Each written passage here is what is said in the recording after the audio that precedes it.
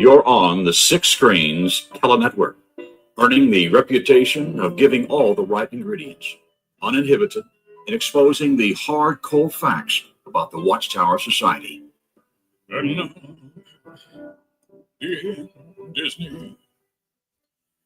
Well, once again, it's Saturday night, and that's what we've been doing for 20 years.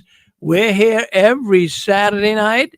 We know it's very important. So many people want to call into this program, and they want to voice their thoughts on how it's been when they were in the Watchtower. Well, my name is Rick Frien, and I'm coming to you from Boston, the apostate capital of the world, right up here in Massachusetts.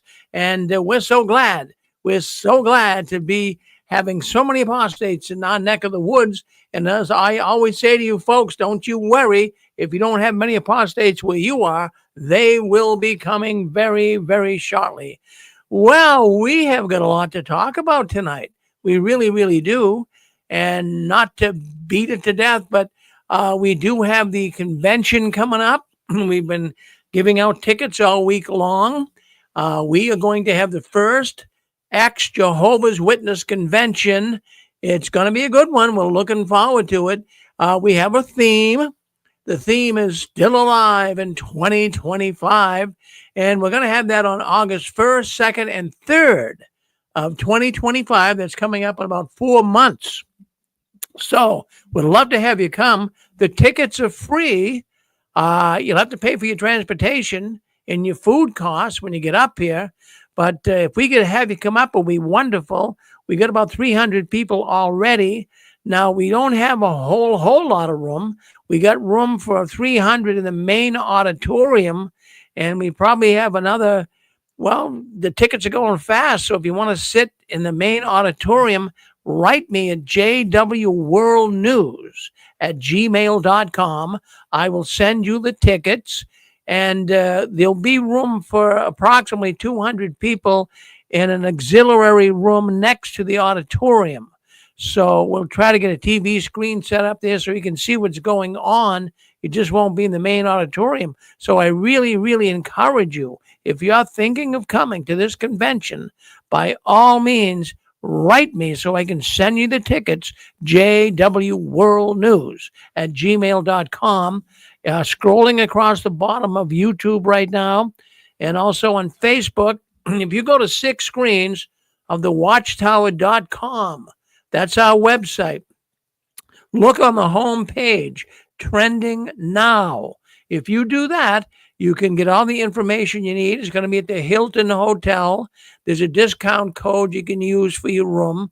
So check it out and make a reservation at the Hilton Hotel. It's a beautiful hotel. It's been all refurbished. We are going to have an excellent time. We are all going to be so happy to meet one another. We'll be taking selfies. We'll be sharing emails. We'll get phone numbers. You're going to be at a very exhilarating, exciting event. So by all means, spread the word. Let people know this convention's taking place August 1st, 2nd, 3rd, coming up in 2025. So thank you. So check that out. And any questions you have, you can write me at that same, you can write right through the website if you want, but write me at jwworldnews@gmail.com for the tickets. And then we'll be playing the duck game tonight. There's some people very close to perhaps winning $100 tonight. So we'll be playing that game when the news is over tonight. Well, let's take a look. Let's take a look and see what's going on behind the curtains of the Watchtower. Now, I'm going to bring this up. I'm not trying to be political, and please don't take it that way. But the subject I have to deal with up front here has to do with the rising era, a time right now when we are seeing rising anti-intellectualism. I say, well, Rick, could you explain that to us? Well, I think a lot of people get it, but anti-intellectualism is hostility to and mistrust of intellect, intellectuals, and intellectualism. In other words, there seems to be a movement taking place today And I'll explain a little more about it. But a movement that is showing hostility, they're not in favor of intellects coming forward and speaking. Now, if I can give you an example, and I don't want to, like I say, get political here, but we did see this anti-intellectualism come into play in the last few years, you could say, with the woke agenda. No, I know I said woke, but don't go labeling me here, okay? I'm just trying to explain something to you.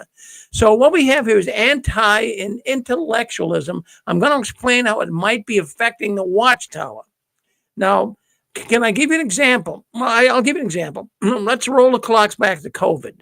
Now, during COVID, man, we're getting all kinds of thoughts all over the map. Wear your mask, wear 2 masks, wear 3 masks. Don't wear a mask. You're going to breathe your own germs in again and get COVID. And many of us didn't know what to do. As a matter of fact, many weren't even paying attention to science. And many were coming forward with their own ideas. I'm not going to mention who, doctor, you know who I'm talking about. But anyways, what happened is a lot of things was said that really weren't intellectual, you could say. They really weren't. And then there were some things that science was saying that was intellectual, was factual, but people didn't seem to want to pay attention to it. So all of a sudden we entered this era of intellectualism and anti-intellectualism. So, in other words, people aren't in this particular movement, the people in this movement aren't really listening to the voice of authority. They're not listening to science. They're not listening to facts. They'd rather listen to some stuff that's not factual. Okay, so you got that part of it. Now, I'm going to just say this. During times of anti-intellectualism, religion in general, and the cults, that's Watchtower, right?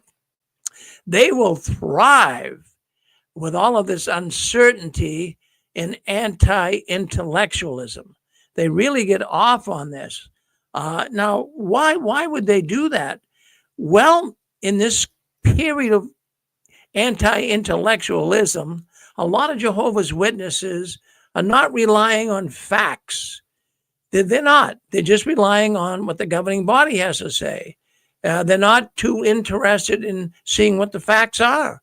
If the governing body says it, they believe it. They don't. They're anti-intellectualism. In other words, if they got online and started looking things up on the internet and started trying to feel their way through what's going on behind the curtains, they would easily see. But they don't even do that. I don't want to hear I don't want to hear what facts say. I don't want to hear what history says. It's locked in my mind. So Jehovah's Witnesses, I'm going to tell you right now, they are into this anti-intellectualism. They're not going to believe things from science. They're not going to believe things from intelligent people. They're just going to kind of believe what everything the body of elders and also the governing body says.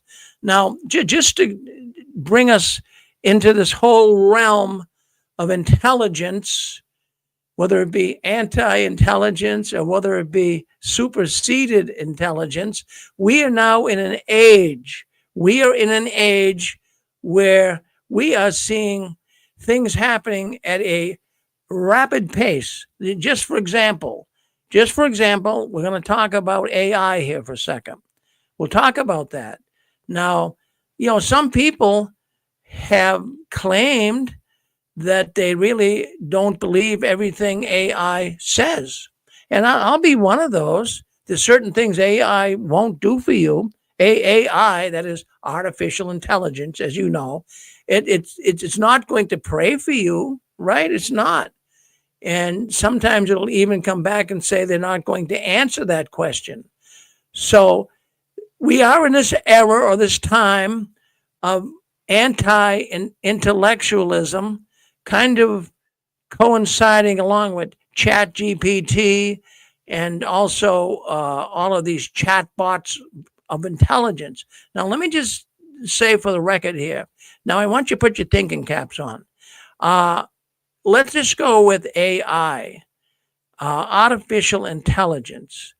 Now, we know what an IQ is, right? Some of you listening to this audience, you have very high, we have a lot of intelligent people that listen to this radio program and our YouTube channel. So we have a high level of high IQ people that listen into the six screens. So let me just throw this question out to you. In AI, what do you think is the intellectual score, the IQ score?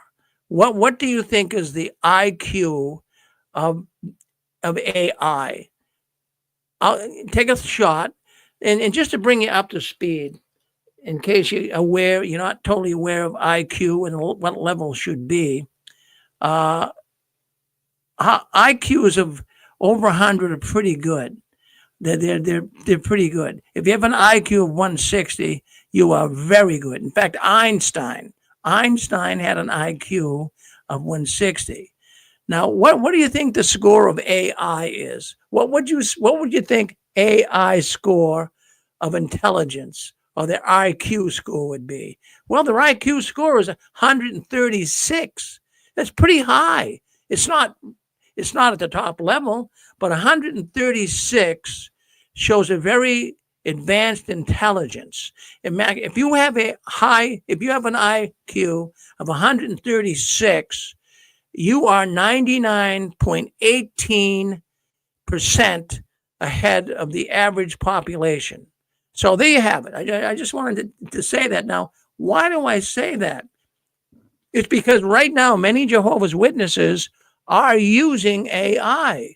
And even at our convention, we have a professor of artificial intelligence from the University of Kentucky. She'll be talking about this. And I've been in contact with her and talking with her. And I just want you to know that, first of all, there are intellects in the Jehovah's Witness religion. In other words, there are some intelligent people. Did you know that? Did you know some intelligent Jehovah's Witnesses? I didn't come across too many, but I will say that there were some that were a little. Well, my wife uses I love her saying. She says, when it's a person that's not right up to speed, she'll say they're not the brightest penny in the cash register. So, in the Jehovah's Witness religion, we have a lot that aren't the brightest penny in the cash register. But I have to say, in all fairness, that there are some intellects. So, I can remember there's a couple, not necessarily in my circuit and not necessarily my congregation, but there were some in my circuit. And from time to time, I would go to them because I was a spiritually minded person. I wanted to get answers from intelligent people on what they felt about the Watchtower. And this is even when I was a card-carrying witness. So I would go up and I would ask intelligent ones. I wouldn't ask the, common run-of-the-mill witness, but the intelligent ones that I have found in my circuit, I would go to, and I wanted to know what they thought of the so-called truth. What do intelligent Jehovah's Witnesses think of the truth? Is it the truth? And I got a bunch of common statements here that I remember them saying, and maybe you even have had contact or questioned some of these intelligent ones in the Jehovah's Witness religion. Now, I would ask them a statement like, do you agree, brother or sister, with everything the Watchtower is telling you? I wanted to see what an intelligent Jehovah's Witness would say. And what do you think they would say? They would say things like, now, you guys have heard this before. I know. So an intelligent Jehovah's Witness would say, if you ask them the question, do you agree with everything Watchtower is teaching you? And an intelligent witness would say, well, this is the best religion, and our religion is the most true for following the Bible. These are what some of these intellects told me, and maybe you heard that too. So they would say that, well, they agreed that all wasn't truthful, but it's as close as you're going to get. So I wanted to bring this up tonight.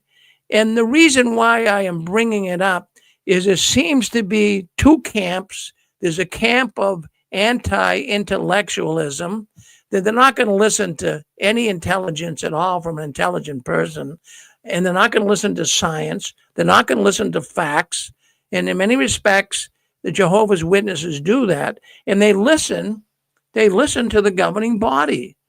But, I never, as long as I was one of Jehovah's Witnesses, I never heard a Jehovah's Witness say, wow, isn't that governing body member smart? Never. Have you? I have never heard someone say, that man is an intellect. Never, ever, ever, as long as I've been one of Jehovah's Witnesses for 50 years. So this brings me to this. We are living in a new era. Yes, we are. We are seeing things we've never seen before. But I'm going to tell you something. I'm going to tell you really what has really knocked the Watchtower for a flying loop. As a matter of fact, it's the internet. Now, that internet came into existence as we know it in the early 90s, somewhere around 92 or so. And I always say about the internet, that was the great equalizer. That's really what got so many people seeing the Watchtower is not the truth. The Watchtower has monumental issues and problems they're dealing with. So the reason why I want to bring this all up and really even get to the bottom line on it all is, will they survive? Will the Jehovah's Witness religion survive this era that we're now in? We know the internet is helping so many wake up, but also now we understand that AI, artificial intelligence, is also waking Jehovah's Witnesses up. Do you realize how many Jehovah's Witnesses are actually looking into AI and asking it questions? But then lagging behind here, and many witnesses are in this category, they are anti-intellect, or anti-intellectualism, as the term would be. They're not going to listen to any facts. They're not going to research anything. And we know who those are. Those are the loyal witnesses that are just stuck in a position. But boy, this is a time, we are in a Renaissance period. This is a time when people can see so much. They can have information at the tip of their finger, and they can see it so clearly, but the witnesses are not going to buy it. Well, I wanted to start off with that thought tonight. We got a lot more to talk about, but I just wanted to bring that up because of the age we're living in. This is a new era. Every once in a while, we had the Industrial Revolution. Then we had the technology revolution. We're in a period of revolution right now. We are in an intellectual revolution. And I was even saying the other day to my wife, Susan, I was saying, we hold in our little hand, we hold a phone, an iPhone, or maybe a smartphone of some type. That is a lifeline. People lose that. They have a heart attack. I was in the market basket the other night, and a woman, when she put her groceries in the car and then she wheeled the carriage back to the little area they keep them in, her phone was still in the carriage. I don't know what was going on. I thought the woman was having a heart attack. She jumped out of her car and ran to the area where the carriage was, and the phone was still in there. She almost had a heart attack. We all rely on our phone, and that is our world. Today, you don't even, we have another brain. You don't even have to go to college. At one time, if you had a degree from Harvard, you were the smart person. But today, everybody can be smart. You can ask Siri, hey, what was Siri, could you please tell me, or you can ask Google even, could you please tell me who won the Academy Award in 1956? And then within seconds, you have the answer. We have another brain. And I would hope that Jehovah's Witnesses would use that other brain. Some are, some aren't. All right, well, what do you think? Do you think this age of high-level intelligence, do you think that it's going to... I noticed last week, Yeah. there was a show that had a little Nephilim program that I got a kick out of. And the people on it are very Bible-based, and they think that's the only view. So they asked one of the electric robots, but they asked it specifically for the biblical view. So when the robot spitted that out, it was everything they already knew and agreed with, and they said, "Isn't that wonderful?" They didn't ask for a general view or other views about it. So that's what's going to happen with the witnesses. They'll go on, and the way they'll phrase the question, it'll just spit back to them what they already know. And, that's not giving you the whole picture either. Because you can ask for any point of view on that machine, and it's amazing. Well, you're right, Pixie. And, I'm just wondering, because I think everybody has tried Chat GPT or Copilot or one of these artificial intelligence platforms. So you try it. And I'm wondering what the witnesses, if they punch in there, do Jehovah's Witnesses have a problem with pedophiles? And I mean, all of this stuff is going to come up and tell you, yes, they do. They're having all kinds of suits over it. I'm wondering how they deal with that intelligence. I mean, this is factual, but some of them, what are you going to say? AI, Chat GPT is an apostate? You're just going to discount it. Many will, I'm sure. And it's creepy, too, because one guy last night on a radio show, he had written some wonderful songs with it, and I know other musicians that are writing hit songs with it. But the Chat had put its own chorus in, and when they reversed it, the Chat was like a demon-possessed little phrase came out. So I don't know how that works. And I come from years of radio where they used to put messages in. So I don't know if they asked to do that when they were making the song or what, but we're in a brave new world for sure. And the cultural message today, most people don't know that Peter Green, the great guitarist, was a witness. And I just listened, he's been dead now for 5 years.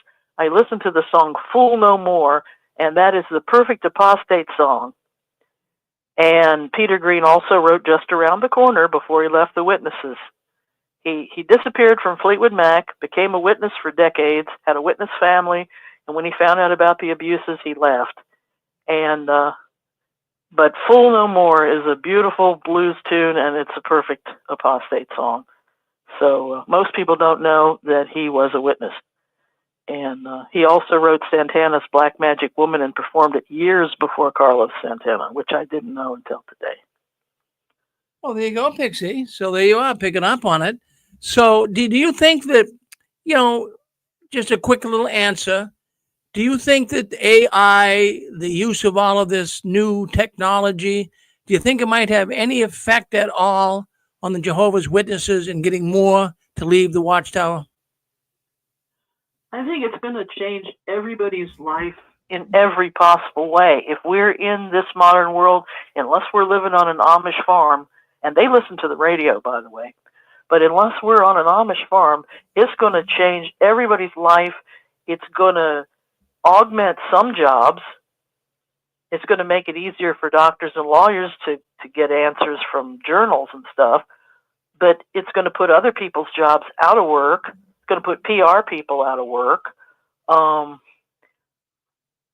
think maybe some people could wake up from it, but it depends on how they ask the question, because some of it sounds just like they're stealing, like the robot is stealing from witness previously printed material that's published. So that robot's got every Watchtower has been programmed into that thing. So they could spit out the Watchtower answer, or they could spit out the more complete real answer, depending on how the question is phrased. Right, that's very important. But I'll tell you what, if people want to know more about the Watchtower and Jehovah's Witnesses and AI, if you make it up to the convention, the Still Alive in 2025 convention in August, we have a Dr. Quinia Bradshaw. She's a former Jehovah's Witness. She's a doctor of computer science. She's the lead professor of artificial intelligence and data science at the Campbellsville University of Louisville, Kentucky. So she's coming. and she's going to talk all about AID. AI, and she's going to speak all about it, and she's going to let us know how the Watchtower is using it and how Jehovah's Witnesses in general are acting toward it. So that sounds pretty good, Pixie, huh? Fantastic. Yeah. That's fantastic. I do think that I can see where the Watchtower would be like the new electronic religion too, but that's just my own personal view. Yeah, well, well, I'll tell you what, I think you're nailing it. Thank you, Pixie. Thank you very much. Was someone else on there? Do we have, I think we have, I think it's Dan. Is this Dan or Angela? Yeah, it's Dan and Angela, Rick. How you doing? Good, thank you. Yeah, Pixie got me thinking there. And what it made me think of is I think it will wake people up. I think the witnesses are curious, even if they don't think. You know, a lot of them have been trained to think. That's why they don't think, and they don't want to be disturbed, a large percentage of them, because we see them here and they're uneducated and they don't want to be disturbed. They get very angry when you ask them to think. You ask them a question, they get really angry. But Pixie made me think of something. I think eventually, and this is just speculation, it could be wrong, Rick, but I think that JWs will set up their own AI. You know, that's what just made me think of her talking, because they've got JW.org, but we know that that's slanted. Everything is, you know, JW.org. But what if they set up their own AI? And the reason I say that, Rick, is there's a lot of different AIs out there. You can go out there and go on Catholic AI. You can go on Christian AI. You can go on esoteric AI. If you go on YouTube now, a lot of the channels are esoteric metaphysical AI, which don't even sound scriptural. So if you can go on one AI and say, am I God? And they'll say, absolutely, you're God. You're God living you. You go on another AI and Jesus is God. You know, and you go on another AI. So there's so many of them now, aren't there, Angela? We've actually seen people demonstrate this. I think Vern one night had AI on there, and he was asking it all kinds of questions. And I think it was a Christian one, or I think it might have been a Catholic. I'm not sure.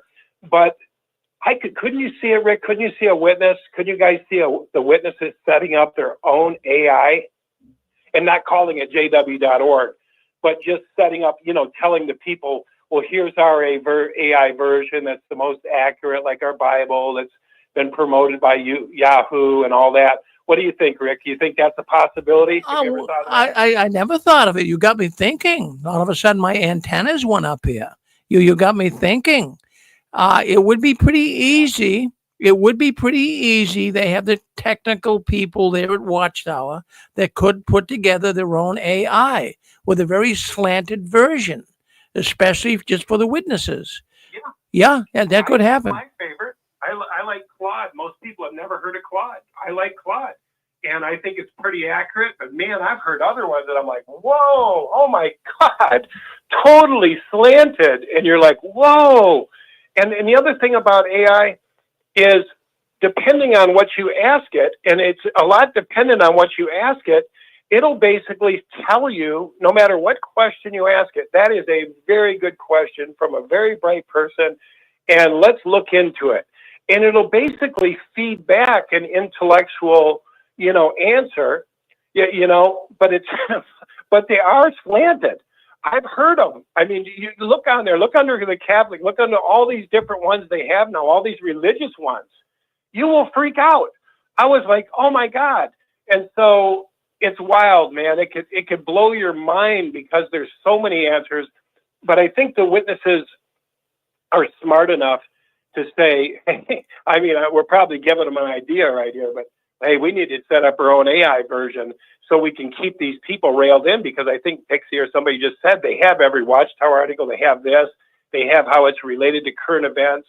And so, man, if they set that up, it's like the people are done for. But, you know, back to your question in the beginning, you know, there are two camps. And the camps that I was in, some of them later, as I was starting to move away, I hate to say it, Rick, but a lot of them didn't believe it was the truth.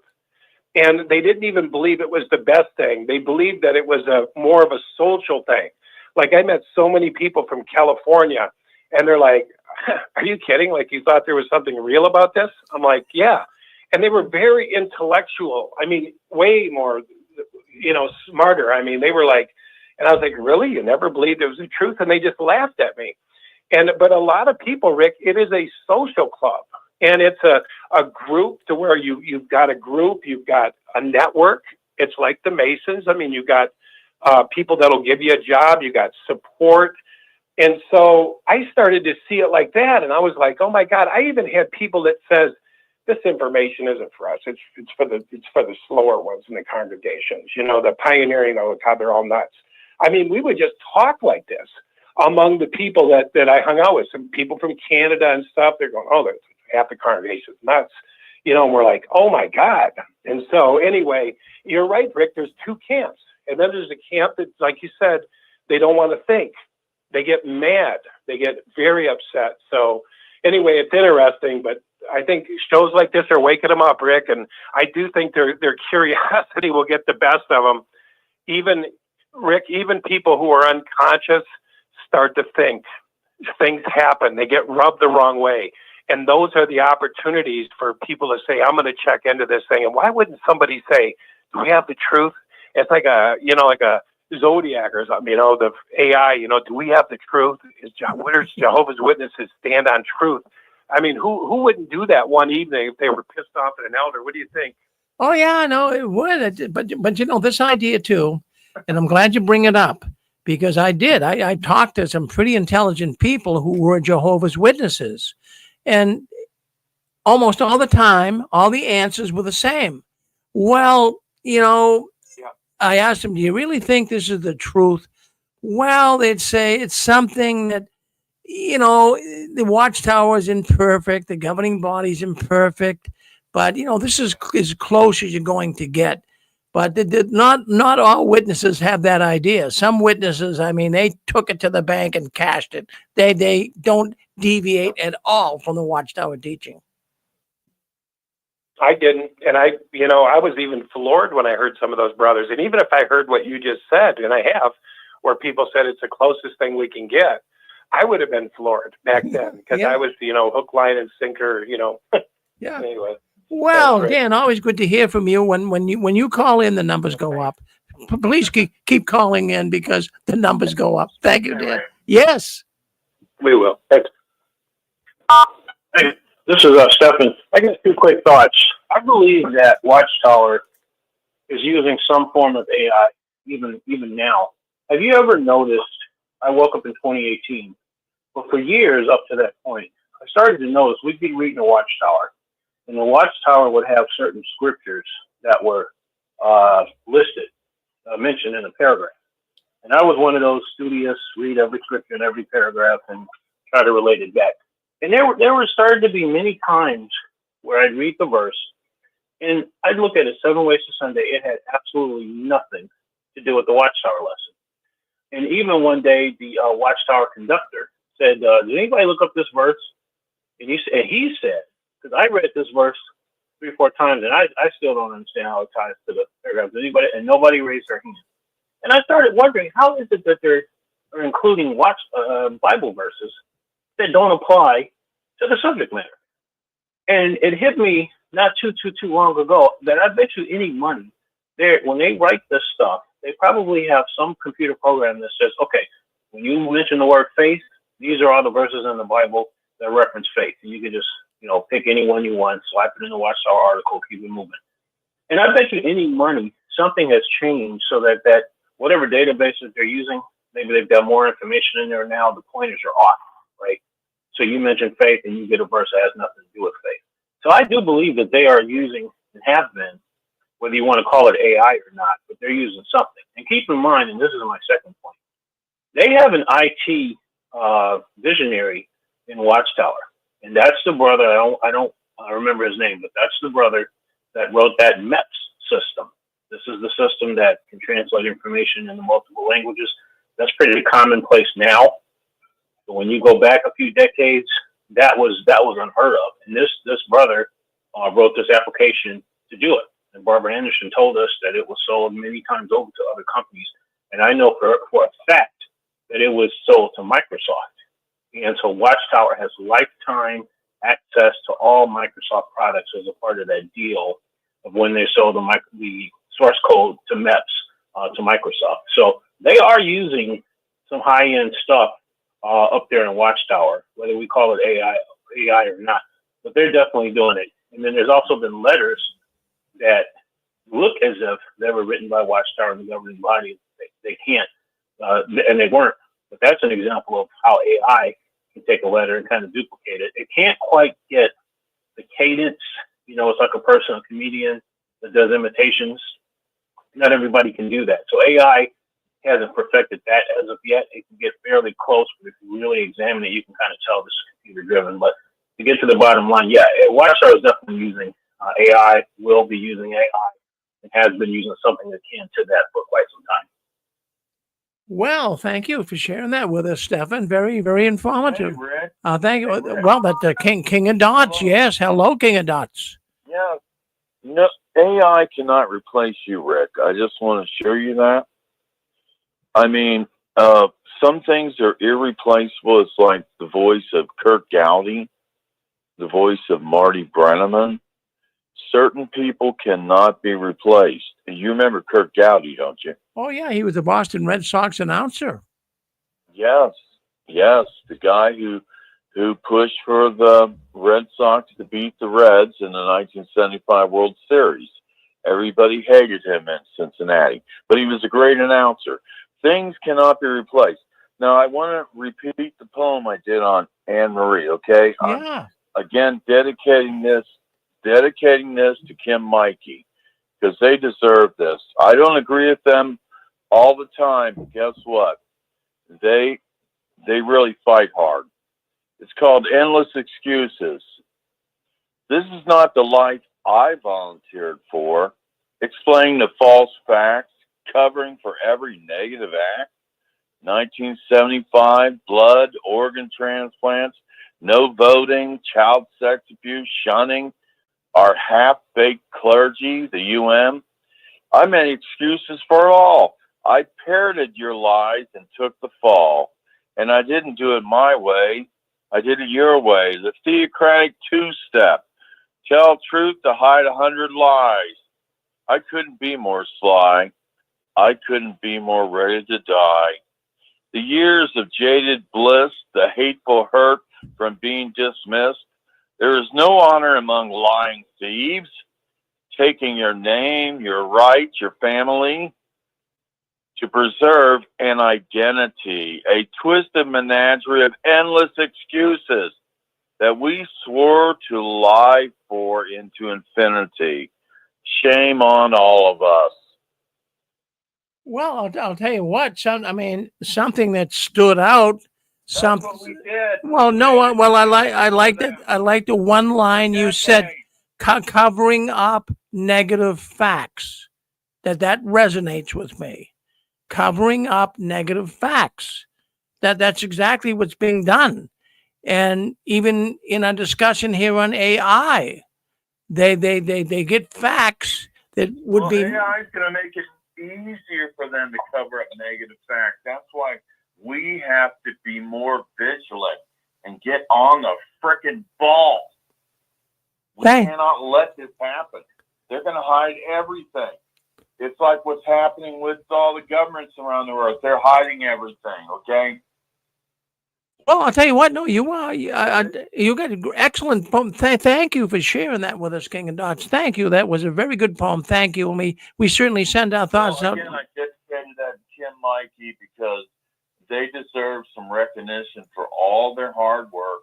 And I want to make sure they know, just because they have a different tilt on things, it doesn't mean I don't appreciate it. I'm not going to be that kind of an ex-witness who discounts everybody just because they don't agree with me. Well, no, in fact, well, I'll tell you. That's good enough. Well, we look at here's the thing with Kim and Mikey. Anybody is my ally that's exposing the Watchtower. Anybody. In other words, they're my real brother and sister allies. We're all trying to do our best exposing them, and they do the best they can. And they've been on here before. And Kim and Mike, they have a good audience. They've done a good job in exposing the witnesses. Well, thank you, King of Dot. Thank you. All right. Hey, them up, Rick. Let's go to Larry John Wayne. Yeah, go ahead, Larry. Yeah, I just want to say that the average IQ is double digits, and I'm not bragging, and I'm not going to say how high my IQ is, but it's triple digit. And when I was in the Watchtower, I could not figure out why. I could not understand the Watchtower articles and the Watchtower studies. It wasn't designed to make sense. It's designed to make you confused. They would give all these scriptures that did not directly apply, and you had to have idiots to find ways to make it apply. It was very confusing, and I think that was on purpose. Well, having a high IQ, and Larry, I believe you. If someone said, "Do you think Larry has a high IQ?" I'd say yes. I mean, you got it. I mean, you're the one that really brought out the fact that who is your mediator, right? I mean, someone has to have an IQ. Someone has to really get deep into this to figure that all out. But I would say, yeah, you got a high IQ. And I wasn't trying to emphasize that, Rick. I wasn't really trying to emphasize that. I was just saying that even people that have intelligence couldn't figure out the Watchtower studies. They have to. And I remember my father, and he had a lower IQ, but he wasn't a dummy. But Watchtower made him a dummy. He would look. They would have their questions, and you would look for their pre-made answer. So you're reading the question, and it's like connecting dots almost. It's low IQ exercises and makes you think that you're smart because you're repeating what the Watchtower says. And I think it's designed that way so that they can really program minds to think their way. Well, we're starting to really understand. It's taken us 20 years. But all of us so-called apostates, it's taken us many years to figure their tricks out. But I think we're getting down to the nitty-gritty, Larry. I really believe we're starting to understand all of these tricks. They have a bag of tricks, and they use it, but the game's over. The game's over. Well, thank you. Thank you, Larry. Thank you. One more thing I want to say. One more thing I want to say is, we keep hoping that the Watchtower is going to have their end. I really don't think they're going to have their end, because there are always going to be those dyed-in-the-wool Jehovah's Witnesses and the born-ins. And so just like any other religion, there's crazy religions out there, but they have high memberships. They have, and I'm not going to mention the religion, but they have religions that believe that they were gods before and they came on the earth, and they're going to be, when they die, they're going to go to another planet, and they're going to be gods on these planets and procreate these planets, and then they have to wear special underwear. There's all kinds of crazy beliefs in crazy religions, but they're growing strong. So I don't see necessarily that the Watchtower is going to end, but hopefully the ones that really want to follow God and are halfway intelligent will get out, I hope. Well, Larry, I just want to share with you, and I put this question out to the audience numerous times. How many did this right now in the year 2025? We have more people not believing the Watchtower than ever before. Now, the Watchtower organization claims they have 9 million members. Larry, how many of those members you think are loyal and totally believe everything the Watchtower says? Would you like to take a shot on that? Right. Well, I don't know, but it just makes me think they might be still counting me, even though they kicked me out. But my records are still there. They might still be counting me, thinking that one day I'm going to be back. Well, I'm going to tell you, Larry. No, I've done surveys on here, but don't take it to the bank and cash it, because I'm not 100% sure. But in the last 20 years of doing this program, and in the last couple of years, I've been asking numerous people to write me. I talk to them. How many PIMOs? If the Watchtower says they have 9 million members, and how many PIMOs, that is people who are physically in, as we know, but they're mentally out. How many PIMOs, Larry, do you think there are right now in the Watchtower? I'm guessing 2 million. Well, I'll tell you what, those numbers are higher from what we got here, but I mean, it's not accurate totally. But we've had a survey here, and many of us believe there's upwards of 4 million people who are going to the meetings, going out in service in a perfunctory fashion. That is, they're going through the motions. They don't believe it because they know what would happen if they left. So they're just, tolerating it and just kind of making everyone else believe they're witnesses. But can you imagine that? Can you imagine if you were a governing body member and they know they have a lot that are PIMOs? Could you imagine if they all left at once? My goodness, it would cause an earthquake. I mean, that's a lot of people, No wonder they're downing their appearances. They can wear beards. All the men can wear beards if they want, and the women don't have to wear dresses and fancy things, and men don't have to wear suits anymore. So, yeah, I can see why. Well, Larry, thank you. They're going to be a 21st century techno religion. I think a lot of the older members, it's hard to find a dinner club. But I think that the witnesses, the Catholics, maybe the Mormons, and of course the other non-Christian beliefs, they're going to be allowed to exist. But there's going to be this push that you're going to have to be in something like that. They don't want independent thinkers, for goodness sake. Yeah, because an independent thinker would think their way out of this so quick it wouldn't even be funny, Pixie. No, they don't want That's exactly right. Yeah, when you have a building with no windows and you repeat the message and the scriptures don't have anything to do with the paragraph and every mind is confused in there, that is a tactic that undermines the critical thinking of each brain in the place. And that's why most of us left, because most of us could see what was happening to us. And of course, people get an upset stomach from it and other things too. But I think it's going to be a dinner club, and they'll just have people there because they feel like they can trust the people there. But of course, we know the true facts is it's not a safe place. It's not a trustworthy place. The blood policy alone should have everybody running for the door. I'm with you, Pixie. If they looked at the court cases and the blood issue, they wouldn't be in that room. You're right. Well, thank you, Pixie. Thank you. Pixie? Is this Pixie? That's Pixie. You want to say hello to Pixie, King of Dots? I was going to say, I had a personal experience with a guy who was so encouraging to me. I studied with him. He came into my house. I personally studied with him the Bible, trying to convert him to Jehovah's Witnesses. And he became a Seventh-day Adventist. But he was so incredibly encouraging. I was going through a very rough time. I'd been deleted. But anyway, so I followed the Seventh-day Adventists ever since then. And they've literally quadrupled since the witnesses' numbers. I mean, I just can't understand it, why the Seventh-day Adventists have literally quadrupled their numbers and the witnesses have literally stood still. And it's like, I have to seriously wonder, my only granddaughter, she was raised in SDA, Seventh-day Adventist, and it's definitely a cult.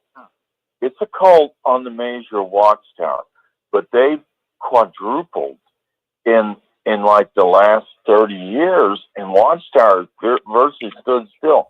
I can't figure it out. What the hell happened to Watchtower? Was it the UN? What happened, Rick? Can you figure it out? Well, I can't figure out what's going on here. Well, I'm not sure I have it entirely correct, but first of all, just focus on the Seventh-day Adventist. In the book by Walter Martin, and he has the book. He wrote the book. It's called The Kingdom of the Cults, and he definitely identifies Jehovah's Witnesses as being a cult. Now, the Seventh-day Adventist, he cuts some slack to them. He says they're borderline. He doesn't come to the position of calling them a cult, but he says that, they are somewhat mainstream Christianity. So perhaps that's the reason why the Seventh-day Adventists are growing a little bit, because maybe people are getting attracted to them on the basis of, somewhat true Christianity. But on the witnesses, they're not attracting people. There's no way. There's just so much How time. did they mess up so badly? I mean, it's embarrassing when you think about it, that they virtually dropped off the end of a cliff, and now you've got 9 million, and that's pretty much it, and it's only going down because they keep kicking people out. Yeah, but what they're doing. In the hole, guess what, Rick? Well, You're in the hole, guess what you do?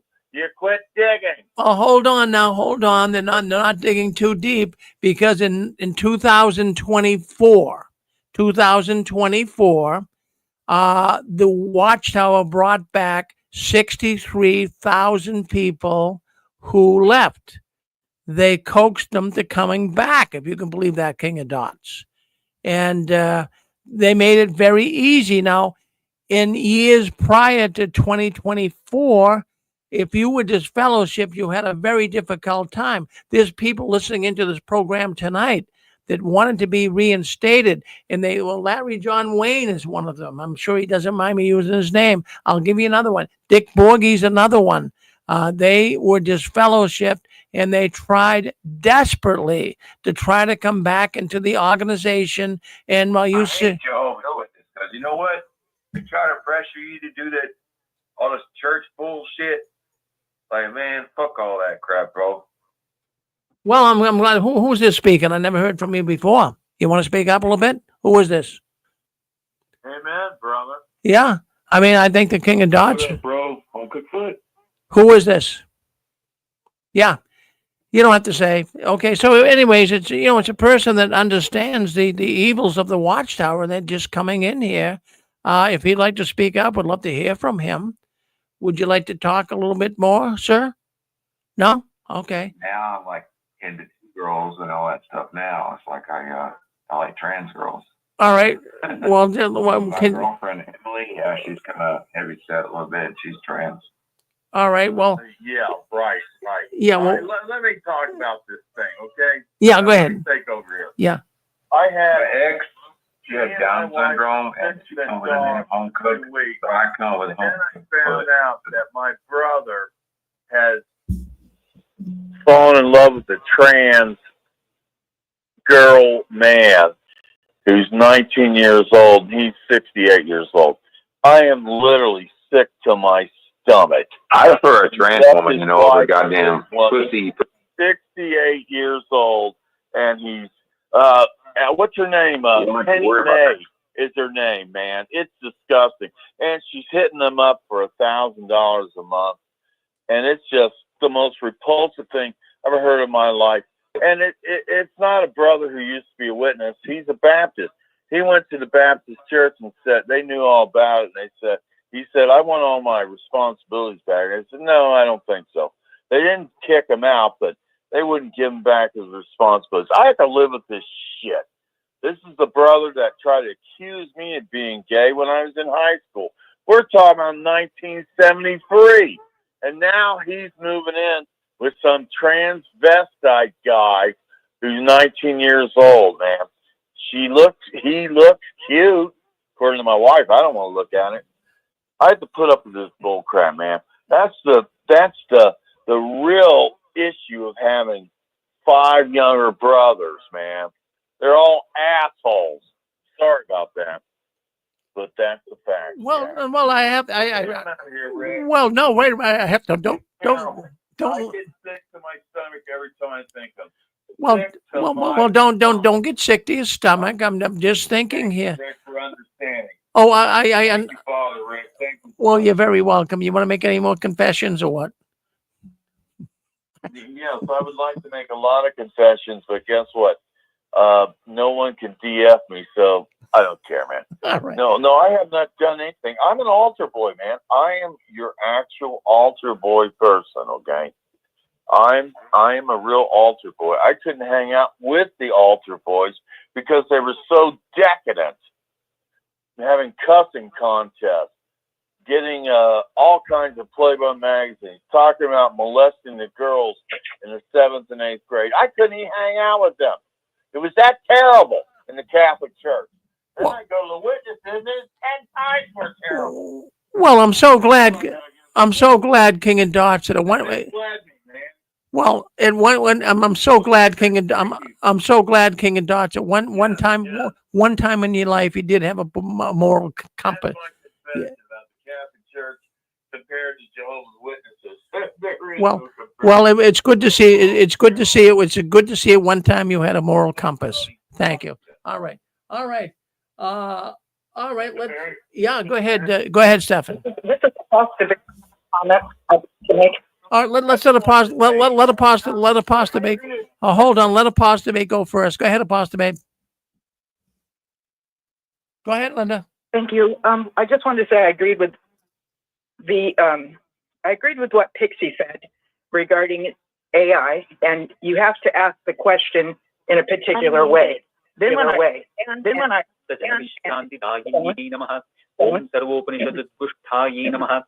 Hold on.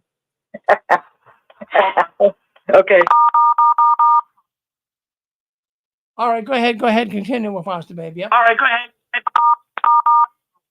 So when I heard Angela get on that there's different AIs, and the thought that JW.org might make a particular AI just for JW.org, and he was mentioning that there is one for Catholicism, right? Listen, if there's one for Catholicism, JW.org, I see them as like a mini Catholic church. They have so many ways about them that they imitate. So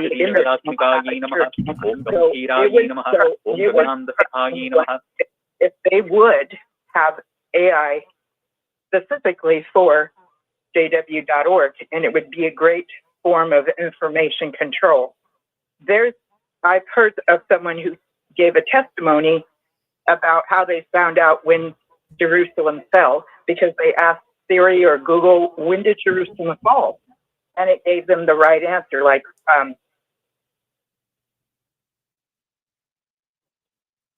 instead of 607 BCE, it was like 587 or something like that, right? You know, I know that. So just from being able to get Siri or AI these questions, simply asking like that, she got the accurate answer. But if she asked, when I just now looked it up, it showed the option of JW.org first. And so I could look at, I had a choice of what I could tap onto to read up on, So, but historically, it says, 587 or 586, 87. And that's a fact. That's a fact, Apostate Babe. But that's the problem.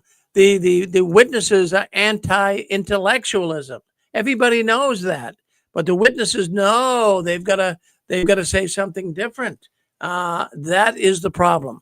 Well, thank you, Linda. Thank you for chiming in tonight. Thank you. I like my trans girl because they can do it to you, or you can do it. Speaking of trans, the LGBTQ community is like 10% of society at large. Yeah. Transgender people are like 1% of 1% of that 10%. And they are considered the wickedest of all wicked of society at large today. And they're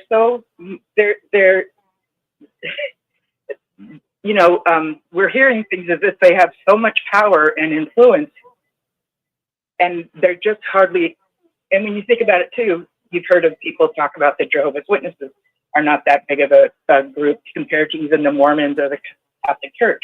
They're way down on the spectrum of like just at 1% as well. So anyways, I just wanted to add that in. All right. Well, thank you for calling in, Linda. Stefan, did you have something to say, Stefan, in Chicago? Go ahead, Stefan.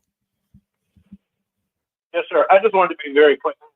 We were talking about the numbers. There's no way in God's green earth, as it were, that Watchtower has 9 million people. They do not. And whatever ones that they brought back, they're counting twice because they were already in the rolls. And then now after they went on this campaign to bring back the ones that they kicked out, whatever numbers they brought back were already included. So you're actually just double dipping in those numbers. I remember Barbara Anderson said but there's actually somewhere only between 3 million and 4 million actual active Jehovah's Witnesses, and that's probably about the right number. And that number is going to do nothing but go down, because as the old guard starts to die off, and in fact, within the last 2 weeks, I was told that 2 members of the old guard, even from when I was a kid, these are regular pioneers and elders and the end right around the corner types, had just passed. So they're not getting in new people. That number is going to do nothing but go down. So Watchtower can say what they want to say, but they are cooking the butts to try to give the ones that are still there some kind of optimism that the organization is still being blessed by God. But we know it's a lie. That's right. Well, you're absolutely right, Stefan. So anyways, we've got more to talk about here tonight. But, don't you all you folks listening in here tonight, for the most part, you're what the Watchtower would call apostates, right? I mean, they call me an apostate, but I'll tell you what, when I was in this fellowship, not only was I disfellowship for apostasy, but even in my judicial committee hearing, they said, Rick, you are worse than an apostate. Worse than an apostate? Well, what could be worse than an apostate? A murderer? No. A child rapist? No. A perverted sexual jerk? No. The worst thing in the Watchtower is an apostate. But in my judicial committee hearing back in 2005, when Satan kicked me out of his organization, they told me, and I had 4 elders in there, and they told me that I was an evil slave. Oh, my goodness. They said that's even worse than an apostate. So what was that all about? Well, That's cool, dude. yeah. Well, wait a minute, pal. Yeah. Well, we got this guy coming in here. He's kind of interrupting the program, but we got an eye on him. We got our radar on him, so we'll try to get him off every time he comes in. He seems to be obsessed with transgenderism, so we'll make sure he doesn't come on. But anyways, when I had that judicial committee hearing, they told me I was worse than an apostate. I mean, I'm thinking, what could be worse? An evil slave. And they said, because I told you the story before, I was one of the anointed witnesses. I know that sounds crazy, but I was an anointed witness. And of course, I was a member at the time of the faithful and discreet slave. So when a faithful and discreet slave member turns on the others, supposedly they become an evil slave. That's what they told me. But anyways, get back to apostasy. I'm glad I'm an apostate. I'm glad I'm an evil slave. But we have a lot of apostates listening. Yeah. According to their new light, only the governing body are the faithful and discreet slave. So actually, you outgrew that terminology of being evil slave, because in Thailand, the land of the lady boys. I've actually. Yeah, in fact, I'll tell you what, Larry. That's what they called me back then, and of course, back then in 2005, if you were a member of the anointed class, then you were part of the faithful and discreet slave. But that changed in about 2022, 21, somewhere around there. So not all members of the anointed are evil slave members. So that's what the Watchtower changed. But at the time I was, so that's why they call me that. Isn't that something, huh? Yeah. Well, they're always looking for a way to insult you, and they want to try to use the Bible, just like on my Facebook page. I have a interview with this guy. He used that scripture that I was a dog returning to my own vomit. And so they love to find ways to insult you and use the Bible to actually twist the Bible to insult you. And that seems to elevate themselves in their own minds, at least. It's terrible that an organization that claims to be Christian has to resort to tactics like that, Larry.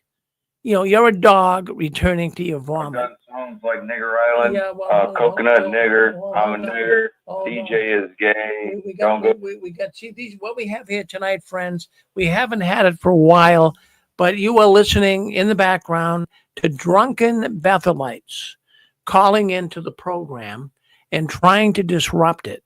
Watchtower listens in, and they do have the technical ability, and they have people in the IT department that are calling in here tonight and trying to disrupt the program. So we are keeping an eye out for them. So if you hear some swearing or you hear some stupidity, that is drunken Bethelites calling into the program tonight. So that has happened before. So just bear that in mind. Okay, let's move on here. Doesn't it feel good? You know what's so funny Yeah. about those drunken Bethelites? Yeah. I have to say this. They don't learn to cuss well. And now that we have left the Kingdom Hall, most of us have heard all those words, and we know how to insult people really well. You'd think they could up their game and actually learn to cuss properly. But it's worse than elementary school. And they think it's going to harm us in some way. We've heard all those and more. And we know how to put a paragraph together to really insult if we wanted to, but we're a little above that. Well, I agree with you, Pixie. They try to disrupt the program, and they've been doing this for numerous years here. They haven't come in as of lately. We do have a better platform here. We can kind of identify them right away, but they are that. We have Jack. Yeah, that's one right there. What it is, we identify these people. It sounds like he has a problem with Tourette's. I think he needs a neurologist. Yeah, well, what it is they hate the Watchtower hates this program. But what happens here is they will come in and try to disrupt it, and they use different telephone numbers. But we have traced some of them back to Warwick, New York. So you figure, Yeah, we know where they are. I think that last gentleman needs a neurologist. Yeah, well. Or maybe he has demon possession. Yeah. Well, what it does here, it's almost fascinating, and I find when the drunken Bethelites call in, our numbers go up, Pixie. I mean, it's I think a lot of people want to hear what the drunken Bethelite has to say. I mean, if people would like it, I'll leave him on a little bit longer, but. It kind of makes for a fun Saturday night. Yeah, they're like trans women because they don't have a fucking gun. Yeah, they see how dirty they are. Well, that's a sad thing. Yeah. Sad thing. Well, we really can't. When you gotta go to the other subcultures. Yeah. And you can't get a date in your own religion. Isn't it something? Don't get me started, boys. You know how I get. Oh yeah, no, it's really terrible that we have to have people come in and do that. But that's always it's been pretty much that way here at the Six Screens ever since our inception. The Watchtower does not like this. Now, they don't like any apostates. They don't like any YouTube channels. They don't like any Facebook channels. Well, but to insult us, they have to be listening. So maybe there's one that's paid an extra candy bar to do this, and maybe that one person will leave. We can only hope. Well, I think they pay them in candy bars up there because they sure don't pay them in their labor. Once they learn that they're free labor and how they've been effed over, it's kind of sad. Well, it's sad, but we did have. That's all I got to say about that. But years ago, we did have an actual Bethelite come in and tell us they're doing that. They're monitoring it. They hate this. What the Watchtower hates about the Six Screens is people are in real time talking about the evils of the Watchtower, and that bothers them. We're supposed to be the most unhappy people on the earth, but we're all forming a community. I'm delighted to be free. I'm delighted to be free, happier and healthier and my health. I'm healthier than I've ever been. But I'm here, y'all. Yeah. Yeah, Dallas. What do you have to say, Dallas? Go ahead, Dallas. Hi, Pixie. I can tell you the Watchtower. It's nothing but an industry of death. There you go. It's an industry of death. That more than anything else. Well, come clear here, Dallas. We're glad you're coming in here tonight. I don't know if you heard the drunken Bethelites coming on. I mean, you have heard that, right? I heard them coming on tonight.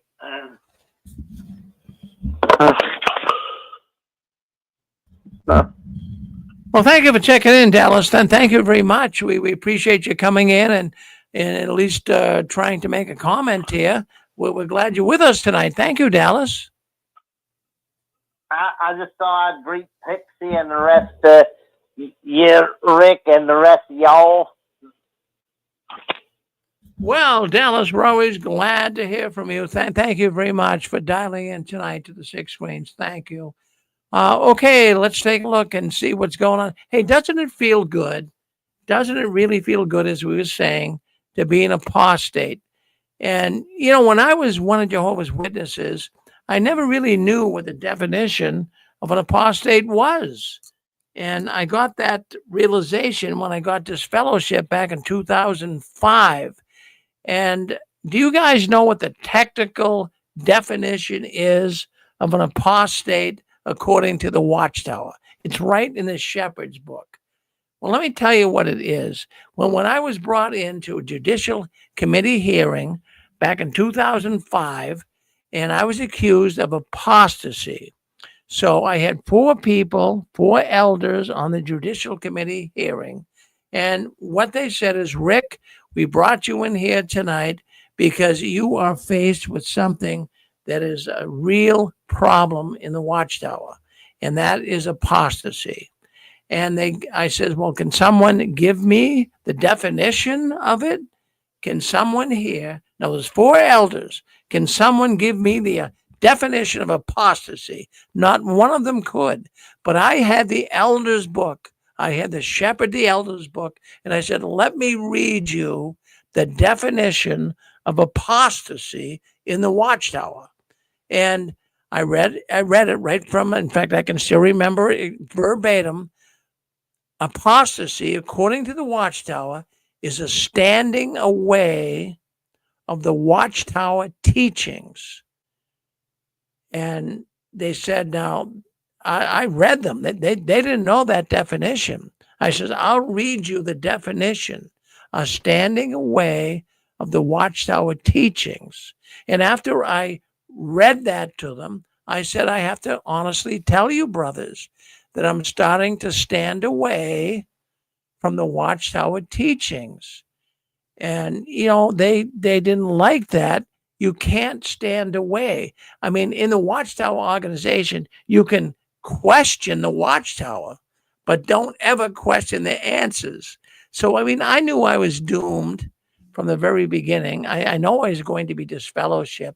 The judicial committee hearing lasted 3.5 hours.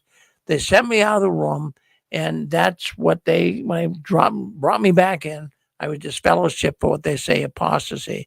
But, you know, I'll tell you what, they have all these weird, that's the official definition, a standing away from the teachings of the Watchtower. That's right from the Shepherd book. But many Jehovah's Witnesses, they got this all mixed up.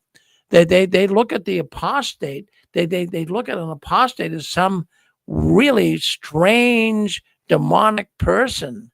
They look at an apostate as a literal agent of the devil who hates everything joyful in life, and he wants to always throw eggs and tomatoes at the Jehovah's Witnesses that he comes across. That's not me. That's not you. That's not an apostle. We're not agents of the devil. And we're not throwing eggs and tomatoes at the Jehovah's Witnesses. We're trying to work. I'll throw the eggs and tomatoes at the Watchtower, but not at Jehovah's Witnesses. In fact, being an apostate is like being the boogeyman. Did your mother ever do that to you? I mean, my mother did that to me when I was a kid. Rick, if you're a bad boy, the boogeyman's going to get you. The boogeyman, I mean, when you're little, I mean, the boogeyman frightens you, right? No, nobody wants a visit from the boogeyman, but mothers would do that. Maybe you had your mother or your father tell you that too. If you're not a good boy or a good girl, the boogeyman's going to get you. Well, I tell you what, The boogeyman never got me. I sleep very peacefully at night carrying the apostate title. I don't have sleepless nights. I sleep well. And there's nothing better for me or for you, if you're an apostate, than really leaving the Watchtower. And if you're an activist, being able to speak up against it. So, I can sleep well at night. I can enjoy life now. I have freedom. And you too. So I'm glad being the boogeyman. I'm glad being an apostate. And if you're listening here tonight, and maybe you haven't left the Watchtower yet, it's not a bad thing. You're going to experience freedom. And I am kind of glad, in fact, a lot glad that I am an apostate. I don't look at that as a bad term. Now, many people listening to this program, Rick, don't use the word apostate. Let's use heretic. Let's use freedom fighter. I'll go with apostate. There's nothing wrong with the word apostate. And I've mentioned this numerous times. Do you know what the real definition of apostate is? I mean, did you look it up in the dictionary? I did. An apostate is someone who is not in agreement with something. Now, you could be, I could be an apostate of McDonald's. If I said, geez, McDonald's has lousy cheeseburgers and the hamburgers, they don't even taste like hamburgers. I don't like McDonald's. I would be an apostate of McDonald's. So by definition, we don't like the Watchtower. I don't like them. I don't have a soft spot from the top of my head to the bottom of my feet for this wicked organization. I'll take the title apostate. I'll take it. I'll take the title heretic. Really. I'll take the title freedom fighter. But for definition's sake, for the sake of a definition, that is the definition of apostate. Is someone who's not in agreement with something. That's apostasy. I'm an apostate. Are you an apostate? I think you are. All right. So. Yes, I am. I am a big apostate, and that's why I call myself Apostate, Linda James. Well, you also. And you know what? The archaic version of apostate is runaway slave. Think about that. Well, you're America's favorite apostate, Linda, babe, so you don't mind using the term, right? Thank you. I take pride in it. Yep.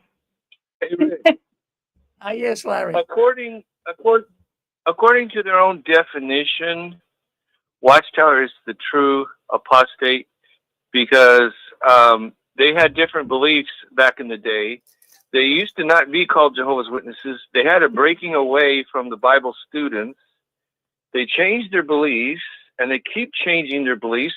So they're a continuous apostate, and they claim that they were approved by Christ in 19, what was it, 19, I think it was 19, I don't know. 1919. 1919. Yeah, 1919. They claimed that they were approved by Christ, but wait a minute. Their beliefs are 180 degrees different than they were approved at that time. So what they were supposedly approved of at that time, they fell away from those beliefs. So they're the continuous true apostate. I've heard that so many times, Larry, that's true what you're saying. They're really the true apostates, not the people that left them. They are. Thank you for saying that. Okay. Well, I mean, that's my thoughts on apostasy. I'm proud to be an apostate. But, I'll tell you what, in the news as of late, we've been hearing a lot about Elon Musk. And we've been hearing a lot about DOGE, right? The Department of Government Efficiency. We've been hearing, every day we hear about that. And Elon Musk is, you see him on TV, on YouTube, and all over the social networks, a big chainsaw. He's trying to cut excess spending, money that's going out of the government to people that don't even deserve it, and organizations that don't deserve it. So I got thinking in the last few days here, it would be nice if we could call on Elon Musk to DOGE the Watchtower. I mean, I know it sounds crazy, but it probably would never happen. Rick? I wouldn't wish that on my worst enemy. I'm sorry. Him showing up with a chainsaw at the Watchtower. No, thank you. No. Well, I'm just thinking. Just not funny for a minute, but no. Okay, go ahead. Who's Rick? on? Yeah, go ahead. This is Jesse in Yuma, Arizona. Yes, Jesse. Hey, I'm forgive me, but I wanted to go back to what Linda James said. I really like, I think, and in the caller after her, they were onto something about apostasy. I think, correct me if I'm wrong, Linda, she's denoted that it had to do with a runaway slave or somebody who had escaped their master. Yes, escape the bondage. Yes. That is so fitting to us. That is so, because we take our station in life.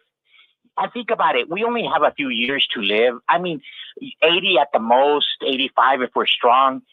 And Watchtower wants to be our master. So we just want to be free and live our lives.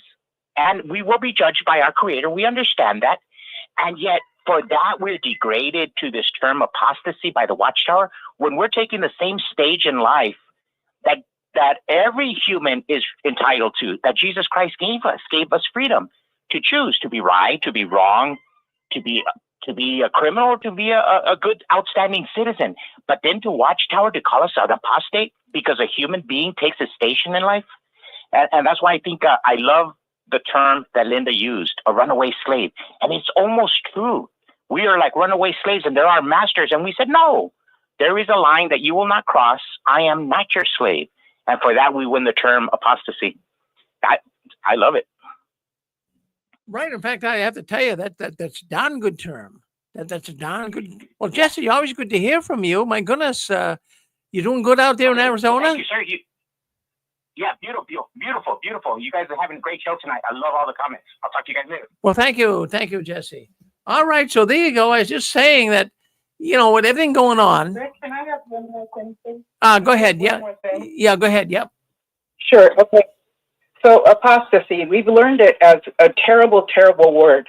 And what the organization and many cults do is use what is called loaded language. So they take a word and still use the definition, but add a whole bunch of stuff on top of it, or they'll take a word and make it different, the definition different than what the dictionary says.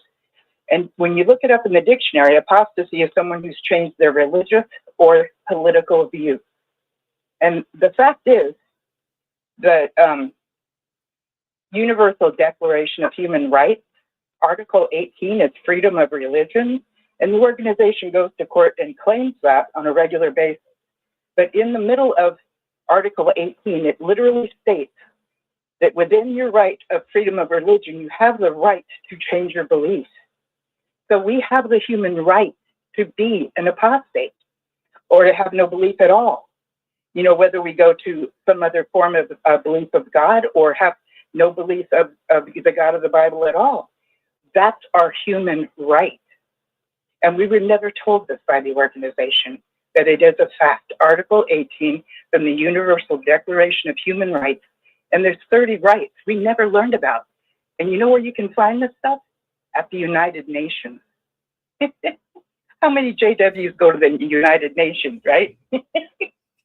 None of them go to the United Nations. The United Nations isn't spoken well about. You want to speak up? Go ahead. You're on with us. Yeah, I wanna say something about apostasy and heresy. I think we should be considered to be heretic, especially persons who doubt or who no longer believes what the Watchtower teaches. But that person might still believe in God. That person might still believe in Jesus Christ and might still have faith in what the New Testament says. It's just that they no longer have faith, or they no longer believe what the Watchtower says. So technically, we're not really apostates. We're just heretics. An apostate, as Linda rightly said, is someone who rejects the entire faith, the entire Christian faith.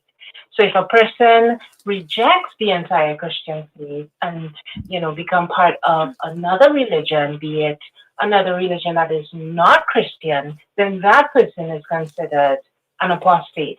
But if a person just rejects the teaching of the Watchtower, then that person could be considered to be a heretic.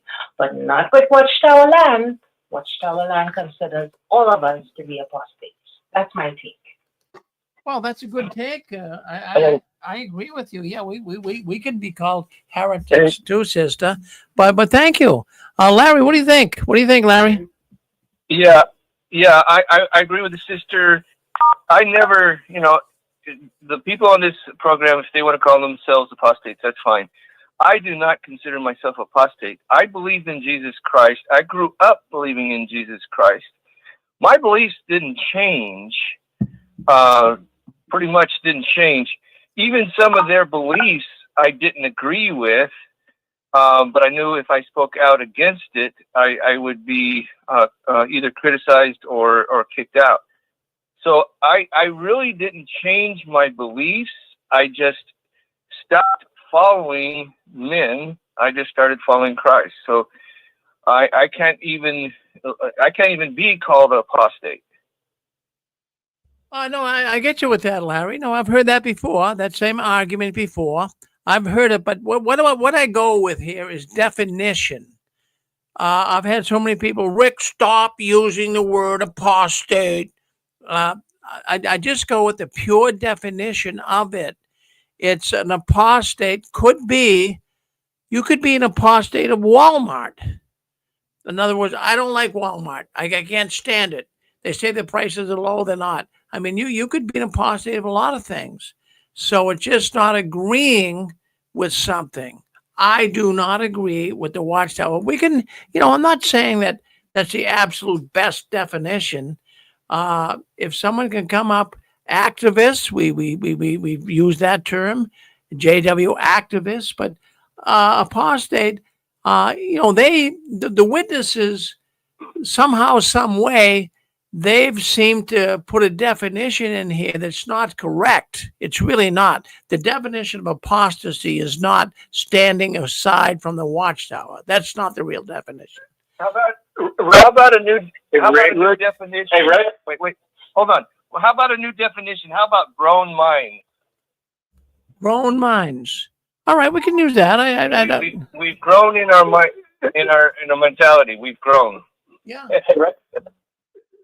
Yeah, I'll go with that, Larry. Grown mind is good. Go ahead, Eric. Go ahead, Eric. I'm going to read the definition just to put this at bed. A person who renounces a religious or political belief or principle. So yes, it can be McDonald's. It can be things that you are not a part of anymore. This has nothing to do with faith.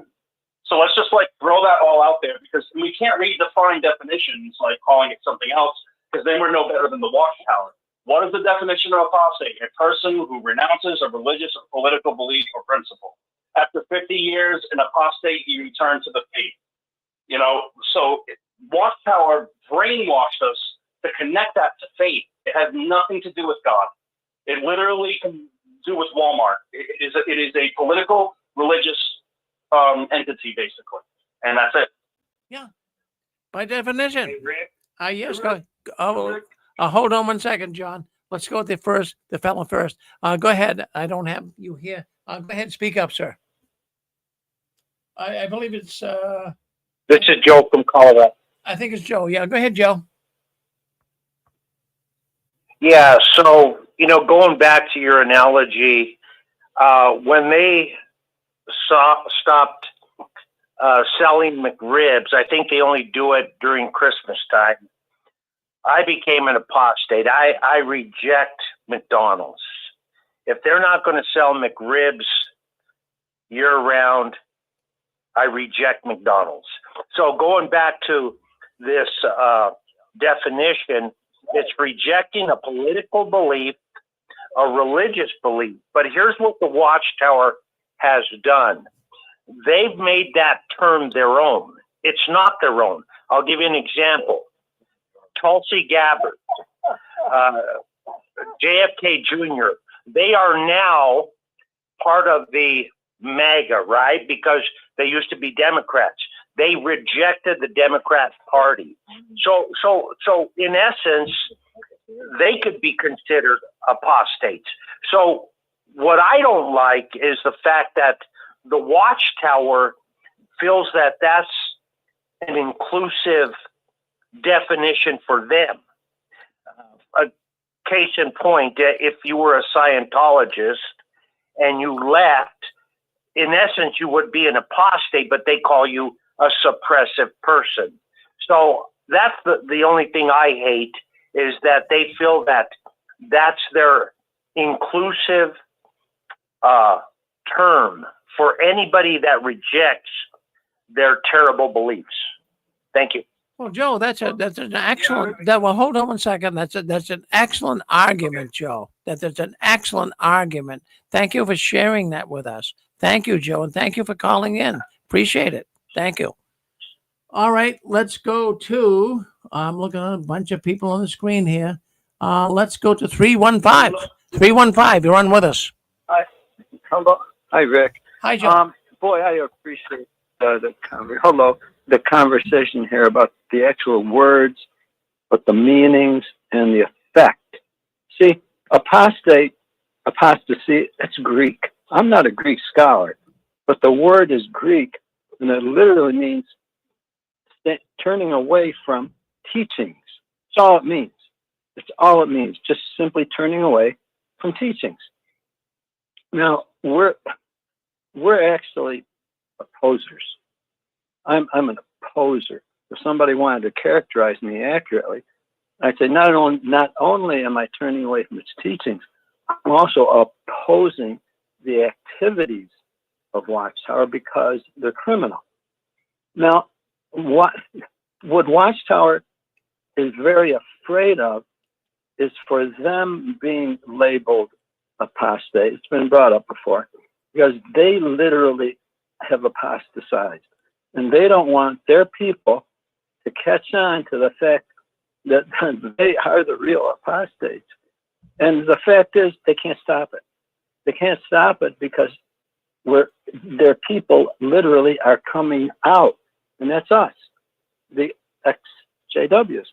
They're coming out to realize, you governing body, you're the apostates, not the people who leave. And they're just doing everything they can to deflect that from them. They're masters of deflection, and they're losing. That's the reality. They're losing. They're the apostates. Well, thank you, Joe, for saying. Yeah, hold on one second. I want to just tell Joe I appreciate that comment. He's right. They are the apostates. Go ahead. You're on one side. I think we go to John, and then we'll go to the next caller. John, you're next with us. Go ahead, John. If not, go ahead, brother. The brother was just speaking up. Go ahead. Oh, is that me? Cat. Go ahead. Go ahead. Oh, me? Okay. Hey, this is Marty. I just want to be on real brief. How are you all doing? Well, Marty, doing good. Thank you, Marty. You've been on here before? Yeah, couple times. No, I remember. Yeah. Go ahead, Marty. Go ahead. I looked up the word apostate one time, and it said something about a kind of oily salad with noodles in it and stuff. And I'm like, I realized I was looking up anapasta. It was bad. Yeah. But so that's all I was going to tell you. Try to give you a funny there. But. Oh, well, that's good. We like that. So. I was looking at the wrong word. Anapasta. That was hilarious. That made my night. Yeah. Well, okay, now you can get on with your comment there. Well, your normal comment. Rick, can I add to that comment? Go ahead. Yeah. Yeah. So I really enjoyed that last comment, but I wanted to add something. We had a poor sister that was disfellowshipped for apostasy, and here's what had happened. He refused to shun another sister in the congregation. Okay, you know the drill, right? And so they marked her at first, and then they decided, no, we've got to put an end to that. So they disfellowshipped her for apostasy. Now, this was back in the day where they didn't announce you are no longer one of Jehovah's Witnesses. They actually said she was disfellowshipped. And of course, they gave the talk that you were not supposed to associate with disfellowshipped people. Okay, now here's the problem. They disfellowshipped her because she refused to greet a friend of hers who was a disfellowshipped person. So going to that definition, what did the Watchtower just do? What was it, 6 months ago? They made an announcement that there was an adjustment, that you could greet a disfellowshipped person at the Kingdom Hall. So you see the problem they're running into? It's total hypocrisy. I just wanted to add that. Well, thank you for saying that. I'm going to add to that. Go ahead. I want to add to that. This is growth faith here. So I've had this discussion with a number of people, and I said, okay, so seeing that now we can greet disfellowship persons at the Kingdom Hall. Back in the day, when a person got disfellowship or speaking to a disfellowship person, in order for them to come back, they have to repent of their sins. Okay, so let's say they come back today. They sit in front of these three men. What sin are they repenting from? Because now that sin no longer exists. Now a person can greet a disfellowship person at the Kingdom Hall, but that is what that person got disfellowship for.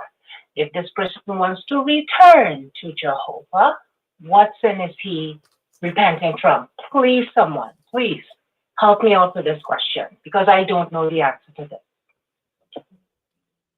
Well, it's a provocative question. I mean, I don't know if someone has the answer for you or not. So what you're asking, if someone wants to return to the Watchtower, what would be their plea? I'm not quite sure what you were saying. Hold on one second. I'm not quite sure what you were saying. I have the answer. I have All the right. answer. Okay. Well, we got a person that has the answer. Go ahead. Right. If you were an elder, the answer to that question would be you didn't listen to the governing body and you didn't listen to the elders, and that's why you're in disfellowship. This is what they do. They shift it off of this is not a disfellowshipping issue because it's not listening to the Bible to you didn't do what the elders told you to do. In that same scenario, I know somebody that was disfellowshipped for nothing for 18 years, and he was let back in under one condition, never told why he was disfellowshipped, and he asked that same question. Well, what am I supposed to be repenting of if I didn't do anything wrong and I was never told what I did wrong? And the answer was, well, you didn't do what the elders told you to do at that point in time. And the only condition he was allowed to come back with is that he would not tell his experience of being disfellowshipped wrongfully and without any reason to anybody else. So they will disfellowship you because you didn't do what the governing body / the elders told you to do at that particular point in time. Well, thank you, Stefan. That's good. You just kind of cleared that up a little bit. Does 209, area code 209, did you want to say something? Yes, can you hear me, Rick? Yes, we can. Yep. Yeah, I just wanted to say that they could disfellowship you. I heard a talk years ago, back in the 80s, that they could disfellowship you on running ahead of celestial will sharing. So someone said that someone was disfellowshipped because they were greeting other people that were disfellowshipped. Now that they changed it, they could say, well, that sister ran ahead of the celestial will chariot. So she was disfellowshipped at that time. So they can, well, I've seen them do that before. So I know they probably still can do that today. I'm not sure, but they can disfellowship you on running ahead of that celestial will chariot, as it were to them. Well, I think they still could do that. Yes, you're absolutely right. Well, thank you, brother. Thank you for chiming in with us tonight. And boy, I'll tell you what, a lot of people coming in here tonight is amazing to me. But I just wanted to bring up once again that, we see things going on in the government. I know it's controversial. Not everybody agrees to it. But, I'm thinking someone should report the Watchtower to DOGE, Department of Governmental Efficiency. Now, I know right now the Watchtower, the United States doesn't give money to religions, but it wouldn't surprise me. It wouldn't surprise me one bit if the Jehovah's Witnesses created an NGO to get some of that USAID money. We know that's one of the agencies that Elon Musk cut. So it wouldn't surprise me one bit if the Watchtower had their hands out for the USAID. Now, also, I'm thinking, even though DOGE doesn't have any connection or ability to really scold Norway, but Norway is giving a lot of money to Watchtower that all of us on here tonight don't agree with. And, DOGE can't do anything about that. That's a national thing, America here. But, someone should look into that. They're giving Watchtower over $1.25 million for being a religion in their country. So I'm thinking, really, someone's got to DOGE that. So, even though we use this word lightly here on the 6 screens tonight, but really the Watchtower should be looked into. And I'm thinking you might not be able to get them for a violation of so-called spending money they shouldn't be spending. But I'm thinking we might be able to get the Watchtower, and I don't know if I can start this or not, but, the Watchtower is in violation of federal corporate laws. Yeah, I have to say that emphatically. They are disobeying federal corporate laws. They are considering themselves to be a nonprofit organization. That's what they tell the government they are. But, really, when you stop and think about it, they're selling so much land. They have been purchasing all this land. They put kingdom halls on it. And what they do is they make money off of selling the kingdom halls, and then they shift that money overseas. And, that is kind of getting the money from the United States, getting it out of the picture, putting it overseas. And that could be a starting point for looking into this nonprofit fraud. They say they're a nonprofit, but they're making money hand over fist selling kingdom halls. And then so they don't have to pay taxes on it. Of course, they're religious exempt, but they sent it overseas anyways. That makes it even more impossible for the federal agencies to catch up on them. So, as far as I'm aware of it all, religious organizations, we know they're permitted to make profits. I mean, that certainly is the case. But in Jehovah's Witness organization, we know the Jehovah's Witnesses are not really doing things with the money that they're at least suggesting to the government that they're doing. Seriously, when you stop and think about it, they're in my estimation, they're in violation of federal corporate laws. If they're supposed to be this nonprofit organization that's taking money to be able to give to people that are in need, give to, and anyone, not just Jehovah's Witnesses, but anyone in need of money, the Jehovah's Witness organization is not doing that. They are, but again, it's very difficult because of religion, freedom of religion, and all of this information that we have about Watchtower sending money overseas, Watchtower selling off kingdom halls. It's they will just say it's for the purpose of advancement of religion. That's what the Watchtower claims, that they're advancing their religious agenda. And the Watchtower gets away with this. The government doesn't question it. Dan, what do you think? Yeah, I was agreeing with you, Rick. Me and Angela were thinking about this the other day, but you know what happens when a kid gets shot? They go after everybody's guns right away. We're going to take everybody's gun. They go insane. Me and Angela thought this, you know, and I agree with you. I've been thinking about that too. I wasn't thinking DOGE, but I think if, you know, Trump or one of them being they're cracking down, they're cutting back on all this money, that if you were to see a scene of a little boy dying in the hospital, just picture this, a boy dying in the hospital, 2 blood liaison outside the door. Now this is a film clip. Two blood liaison coming in, a woman coming in to see her child, but she's divorced from the elder's husband. She's beating the hell out of the door. The blood liaison are saying, you're no longer in custody. We have custody over this kid. And that kid died. And Trump or somebody saw, this is what your fucking money's going to. You know what I mean? Bloodshed and children being killed. You know, you have some guy shooting up some son. You want to take everybody's gun. Here you have it right in the open.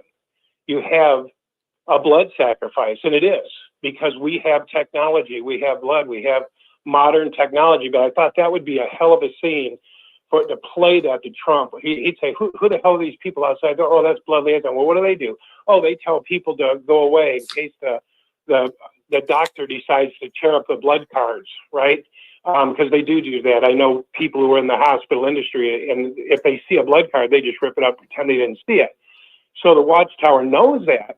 So they send blood liaison, you know, and could you imagine, just think about this, Rick. Could you imagine Trump or somebody saying, what the hell are they doing in there? What do you mean a little boy died? Put this shit in the light. Put this stuff in the light. I mean, yeah, a little boy's dying. The doctor's reasoning with him. Hey, you dumbass, he needs blood. Just give him a little bit of blood. And everyone's like, no. The husband's like, no. The wife's trying to beat in the door. The blood liaison's pushing her off. And the kid dies. That would be something that would open their damn eyes. That would be a powerful scene in a movie. And that would wake some people up. But I thought about the same thing you did, Rick. I thought, man, if they really knew what the hell's going on in there, aside from this little religious facade that they got going on, that they're this, you know, wonderful religion that just shuns people. But could you imagine that scene? Could you imagine that scene all over the television, all over the world? Blood liaison standing outside of a door, you know, guards while this person dies, a kid that don't have any rights. I mean, wouldn't that be something, Rick? It sure would. I mean, that would be something that would really get a lot of attention, Dan. Yeah. Yeah, aside from how they spend it and what they're doing. But I mean, that would hit home. People's eyes would pop. What do you mean, guards? What do you mean? They let a little boy die. I mean, doctors trying to reason. You know, we even thought of like a guy from Africa coming in and saying, we don't have this technology in our country, and here you have this technology, and yet you let your people die. You know, you put this over your heart, over the love that you have for another human, this idea that this organization gave you over your own child. I would love to see this scene. So anyway, I'm kind of passionate about it because I thought about it the other day. That scene came to my mind to put into a movie. The scene itself would cost about $5,000 to $25,000 to do that one scene, but an actual movie build up to it would be about $100,000. But boy, cinema, art, that gets the point across. That shit will wake people up. Anyway, that's it, Rick. Thanks. Well, thank you, Dan. No, I agree with you. I really do agree with you. In fact, I'm really surprised that there hasn't really been a good motion picture made about this. It would really, I'm not talking about maybe an Academy Award winner, but it would resonate with people. A lot of people, I mean, even though... There's a British film where with a teenage young man, and I'll have to get the name of it, but it's got a famous actress as the mother. There was a British film about the blood issue. Oh, good. The saddest thing to me, are you talking about Dan, you might want to see if you can. You might want to see if you can find the Diane Wilson book. Okay, you write that down. And she talks about RH factor infants that one blood transfusion in a lifetime, and they have nothing wrong with them. The infant is fine. mentally and physically perfect, but they at birth they have the wrong blood type for their health, and they have to give them one blood transfusion. And she also talks about the number of pregnant women that die needlessly. And her name's Diane Wilson, and she's an ex-witness. Boy, that's good. You see, if that's brought into the light, they're not speaking about it. You know, in who's the lady? Barbara Anderson. She said this, guys. You remember she did a show on the blood. The guy who put that idea out there, that scripture that he misinterpreted about, you know, not taking strangled food and eating it and drinking it or whatever. But that guy's a nut. She said he's a nut, and they don't know how to get out from under it. Guys, I'm telling you, this needs to be brought into the light. The blood, and especially a child. Who doesn't turn their eyeballs to an innocent child? Look what happens with the guns. Whether it's intentional, you know, the CIA, whatever it is, but it gets everybody's attention. But that would be a horror story, guys, for somebody to watch. What actually goes on behind closed doors in a hospital is a horror show. People would vomit. People would cry. People would say, this is disgusting. What kind of religion is this? What are they doing? It's a sacrifice. Yes, it's a sacrifice. And everyone should have a meeting with their doctor. And the scripture on the blood card is not related to your health at all. And it is not the business of any religious leader to come between you and your doctor and the medical team.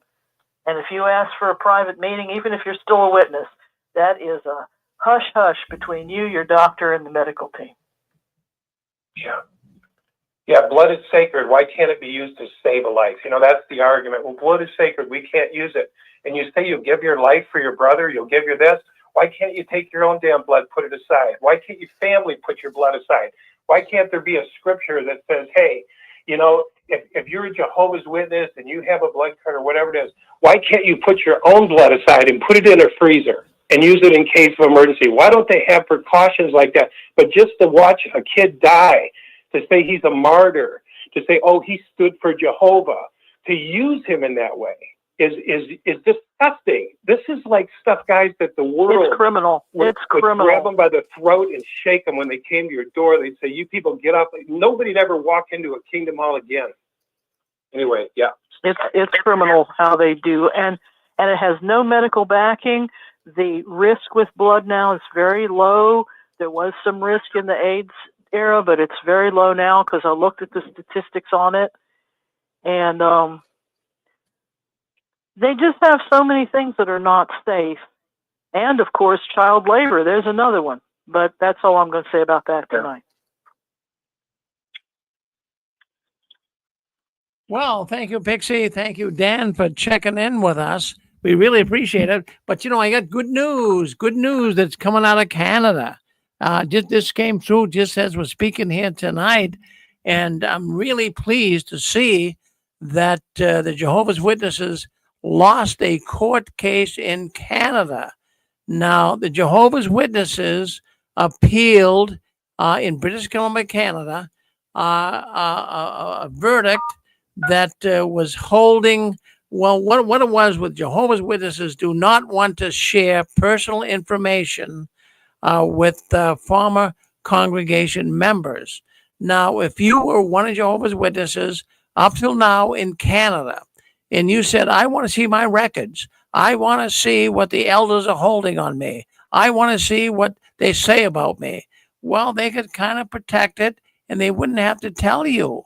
But just in the last couple of days here, let's go with, I think it's just 3 days ago, even just 2 days ago, a British Columbia court ruled, in fact, March 21st. Well, that was just yesterday, right? That was just, well, that would have been Friday. That was just yesterday.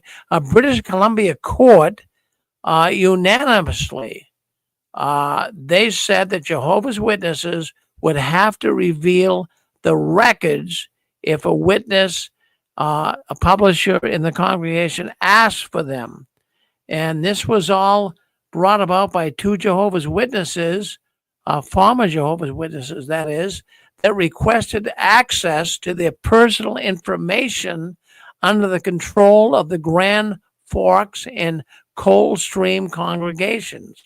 So they were involved in two congregations. They wanted what the Watchtower had on them. They wanted their records from the congregation. And up till now, well, the Watchtower claimed we don't have to give it to you. This is private. We're going to keep this confidential. But actually, the congregations fought, the elders fought to keep this information to themselves. But just in the last day up in British Columbia, they no longer can do that. They have to give you the records if you want them. So this is a big thing. Could this move forward? Could this move into other areas? Could this happen in America? I mean, right now, if you went to the congregation and said, I want my records, could I have them? No, you can't. That is foolish. So maybe this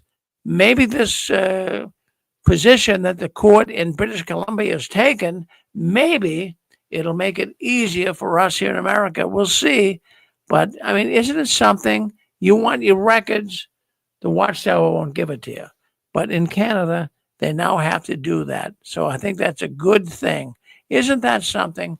I really enjoy hearing things the Watchtower loses. Any court case makes me happy that the Watchtower loses. Well, anyways, I wanted to bring something up tonight here as well that I think you'll find rather fascinating. Have you noticed how the music has changed in the Watchtower? It really, really has. And I must say that there seems to be a powerful external rhythm that can actually influence people, emotionally connect people to the music. And the Watchtower has done everything they can to do this. And I want to play a song for you tonight that I think you might find this is happening. They're using this very emotional music to connect with people. And I'll tell you what, when I got reading about some of the things that music can do, it's very plausible that the Watchtower is doing this particular thing. When you listen to music that is emotional, it can actually create a rhythm that can actually change your heart rate. Did you know that? Yeah, your heart rate can actually change by listening to music. Rhythms can do that. And the Watchtower has really been playing a lot of tricks on their adherents by doing that very thing. Moods can... I'm sorry? Just hang on here for a second while I get through this subject. So what we have here is Watchtower music is creating chills. Many people in the Watchtower are saying they get goosebumps by experiencing Watchtower music.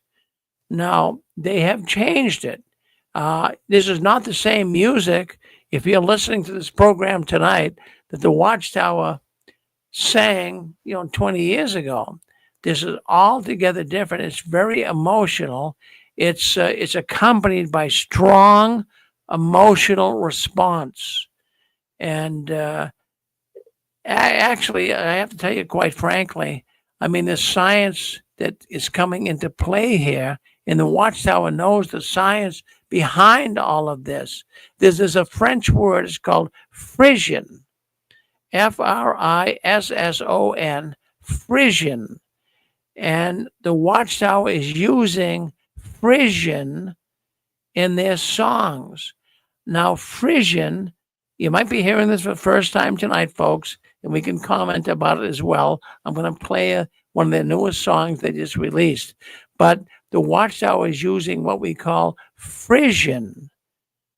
And what Frien is, it's aesthetic chills or psychogenic shivers.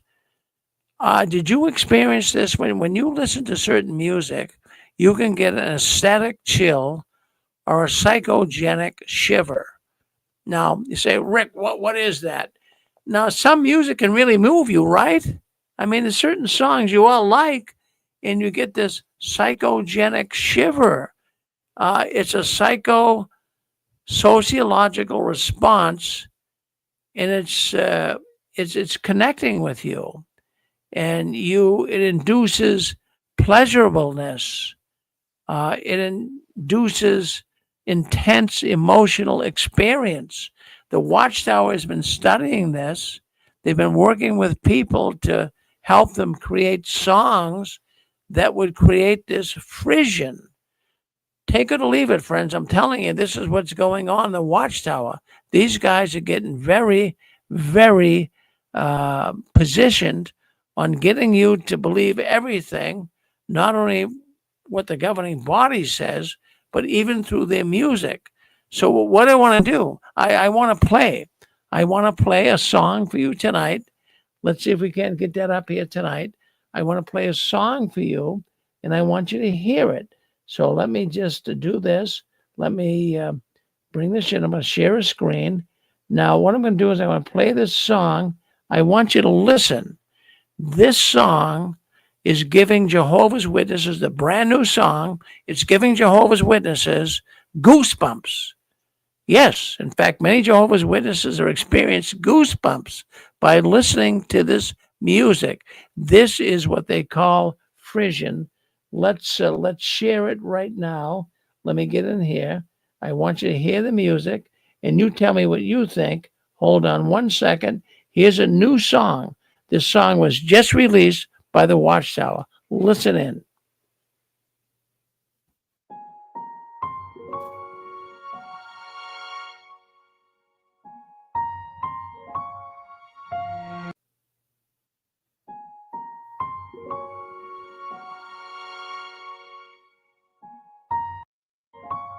Come on.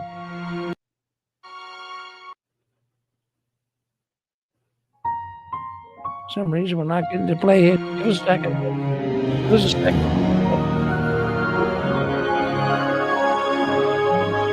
second. Why is it not showing up? I think it might be because this is down.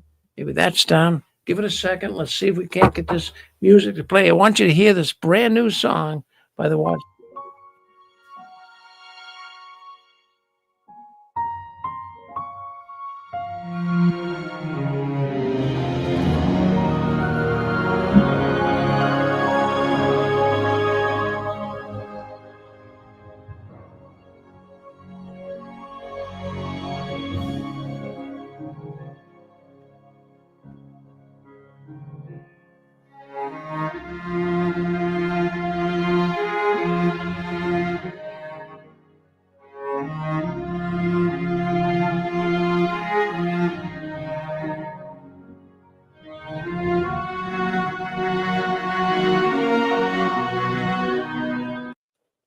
Well, in fact, the music, the words aren't there, but I'll read them to you. As your son rose up from the Jordan, and your precious words filled his heart, he was deeply moved by your purpose, and he longed to play his part. So, yeah, so what they're doing here, let me just see if we can't get this on so that the songs actually play here. Hold on one second. I'd like to have you hear the words.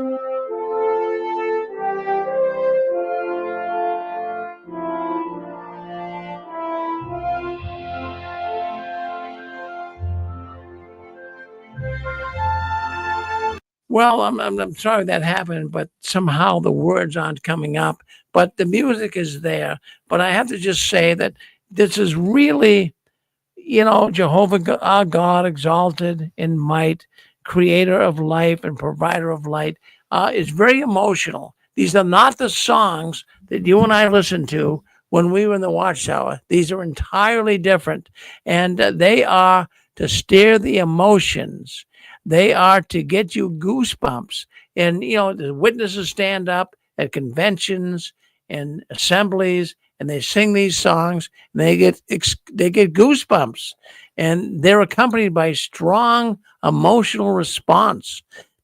And that's exactly what's going on with many of these songs that were now coming forth from the Watchtower. This is a ploy.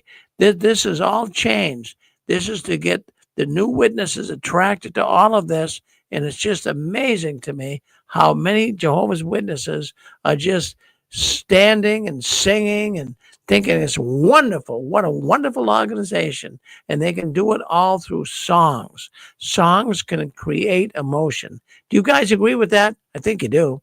If you do have a thought on it, let me know. Let it come in right now. It's *6. Do you think these new songs are really stirring the emotions?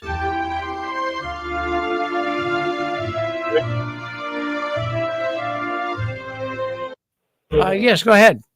Right? Yeah. Exactly. Yeah, Zach.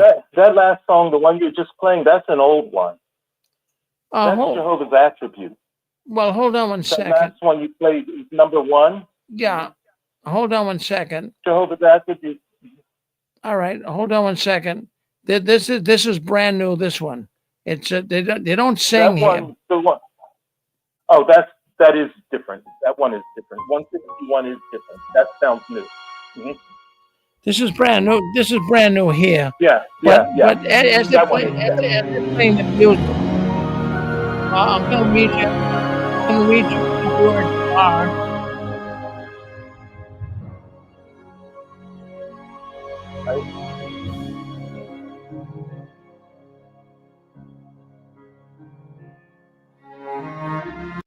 Your son rose up from the Jordan, and your precious words filled his heart.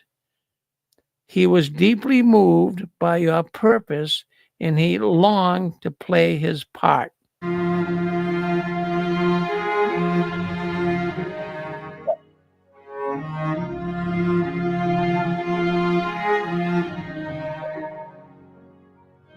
So that's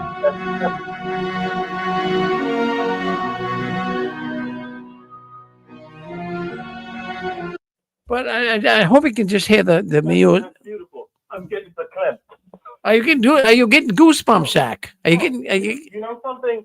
No, when you were reading whatever you were reading, the definitions and stuff, I immediately knew what you're talking about. That's an emotional feeling. To get goosebumps from music, the music must be extremely beautiful, or the words are extremely touching. And those words are very touching, as well as the music. That music is beautiful. It's not, Hey, Zachary? A few years back, the music was much, they were coming up with these choppy pieces. Yeah, Pixie? I thought it was Tchaikovsky backwards. Frederick Handel, it ain't. No.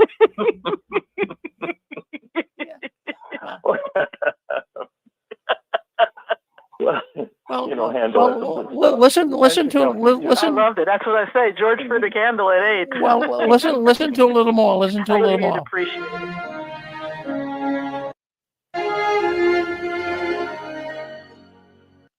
He was zealous for your name. He gave everything he could give you, and I long to do the same.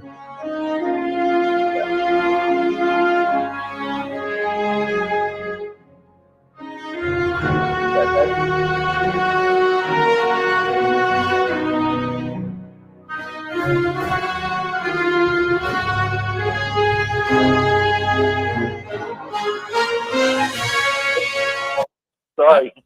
I give you all my strength and might. Are witnesses still allowed to ice skate? Yeah. Well, see, this is. No, that's beautiful music. It's lower instruments. It sounds like the melody was being carried by the cellos. You know what I mean? Hey. Yeah. I like a cello. They, you know what they did one time, Rick, since you on this music?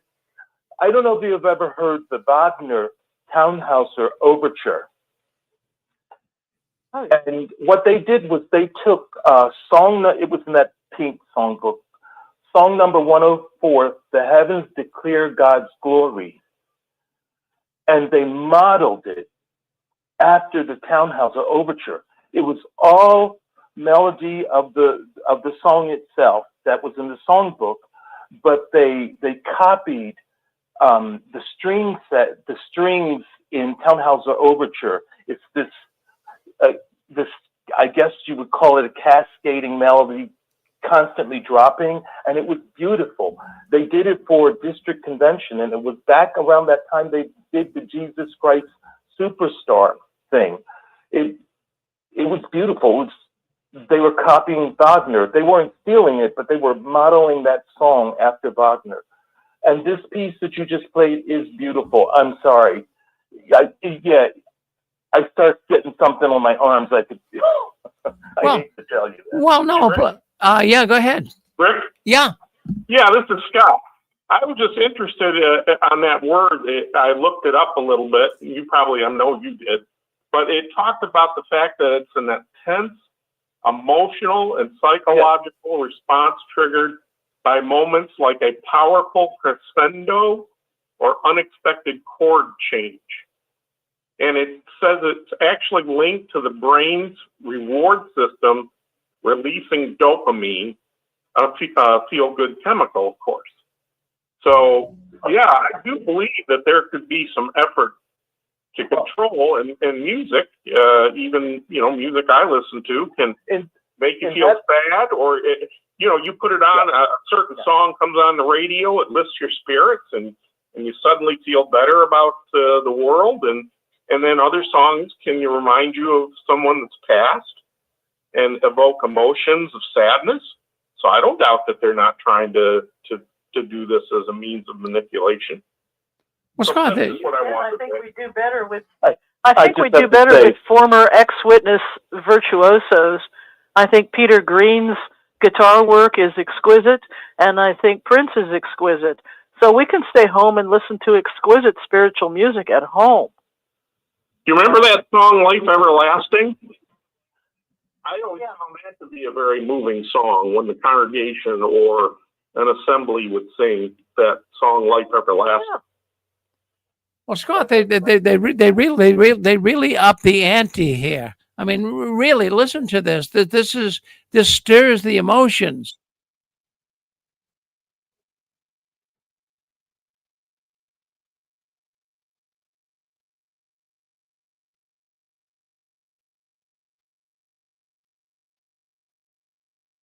See, it gives you goosebumps. I mean, the Watchtower knows what they're doing. They're doing a lot of this manipulation, as you guys say, through music. I do say this. What are they supposed to do? Put out Mary Had a Little Lamb? Well, no, they're not supposed to.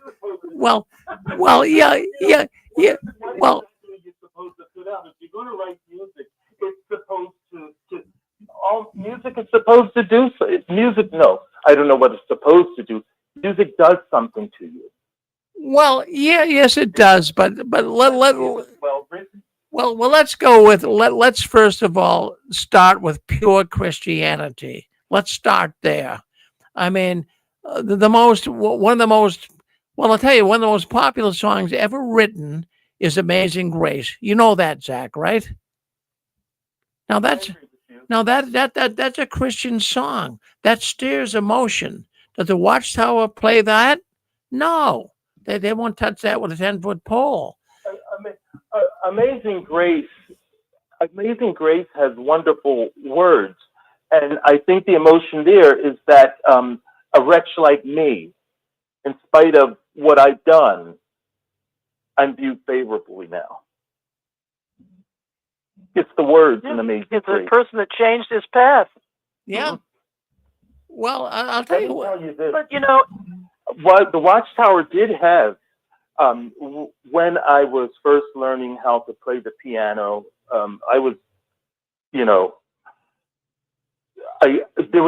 had an adult beginner's book, and when I got to the 4-part harmony stuff, which was hymns and technically chorale, CHORAL, there was a song that I would play, and I couldn't understand why it sounded familiar. The name of the song is Crusaders Hymn. And I would play that, and, and I go on to the next piece and the next one.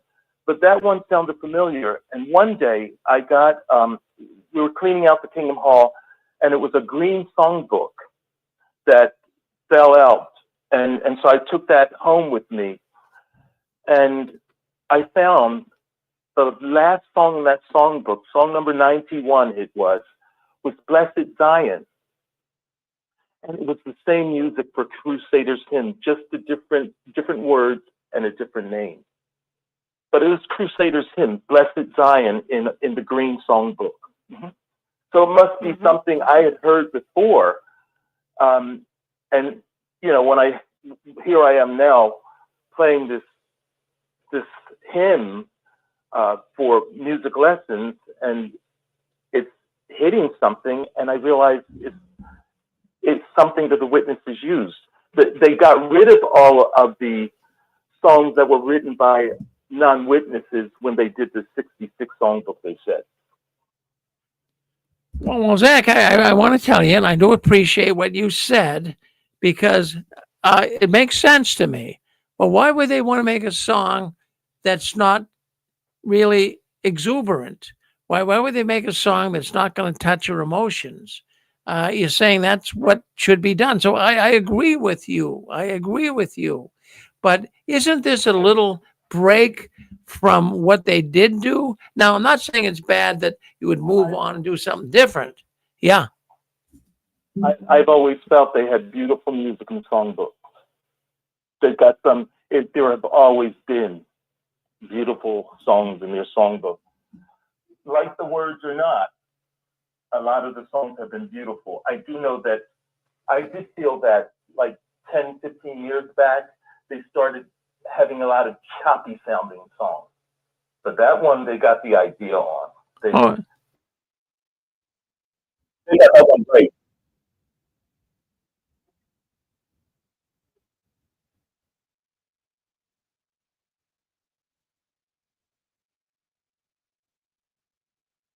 Well, they do give you goosebumps. I'll have to say that. Well, thank you, Zach. Thanks. You want to know another thing? Just since we're on this, I had gotten when right around the time I was getting out, I may have been out of high school. So this is like just before I went to Bethel. I got this this album, Beethoven sonatas. It was 3 of them: Moonlight Sonata, Appassionata Sonata, and I think the Hammer Sonata, I call it. No, Pathetique Sonata, Moonlight Sonata, and Appassionata Sonata. Right. So one of those sonatas, when they were in the Appassionata, I kept hearing this piece that sounded familiar. I couldn't understand why it sounded familiar.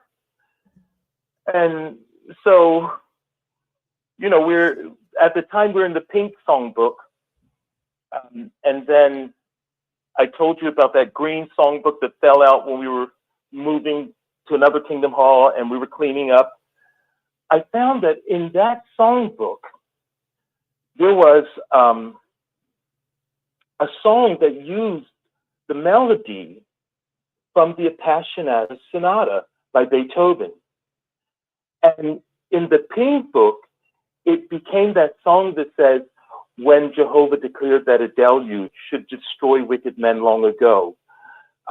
Something about then Noah did preach the good news, build an ark, let men know.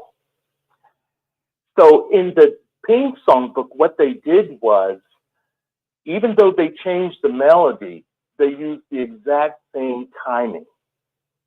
But I did recognize the green, you know, when I was listening to the Beethoven sonatas, the Appassionata Sonata, I did hear that familiar tune.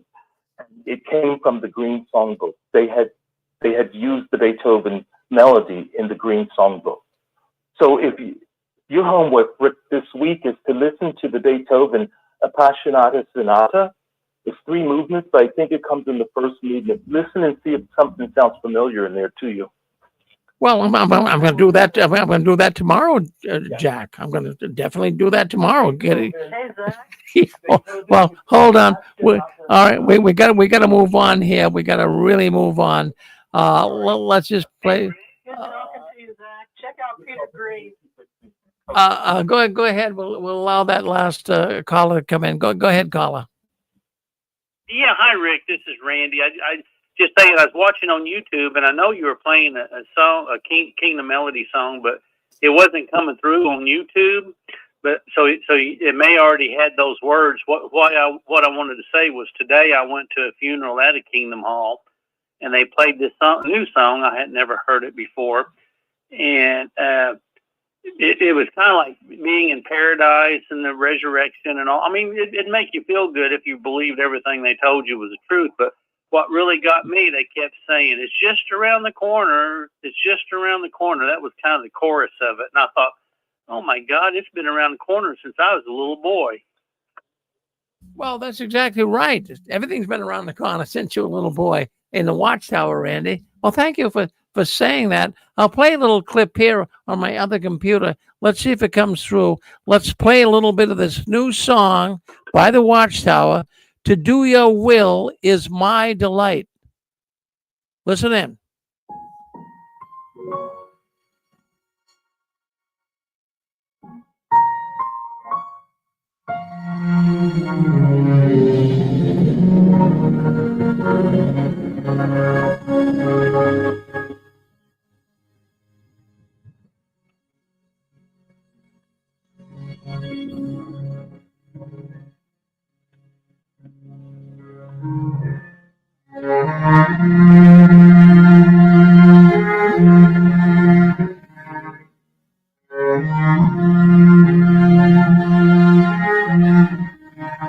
Well, you get an idea that that's goosebump music, as Zachary would say. Hey, look, here's what we're going to do tonight. We got more stories, but we're going to go to the duck, and then we got Constance and Dick. They're in the bullpen. They're ready to come up. So I just want to go to the duck contest tonight. Friends, you have a chance to win some books. We want to thank Jim Hill. He sent us numerous books here. I want you guys to win some of these books. I mailed a bunch off this week as well, but you guys can win a book here tonight. And what you have to do is answer the question. We're going to give you some Watchtower trivia questions. You answer the question, you can win a book. In fact, some people, if you get 12 points, I want you on the honor system. When you answer the question, you get a point. Some people already have a number of points. Those who have 12 points, they have a chance to win $100 here tonight. So let's go to the duck questions right now, and then we'll go to Dick and Constance Boogie. They're waiting for the program to come up here shortly. So let's ask this question. If you can answer this question, you can get a point. So let's go with this. And we talked about this tonight on our program. So if you're listening in, you should have the answer. What is worse than an apostate in the Jehovah's Witness organization? Don't answer till the music stops.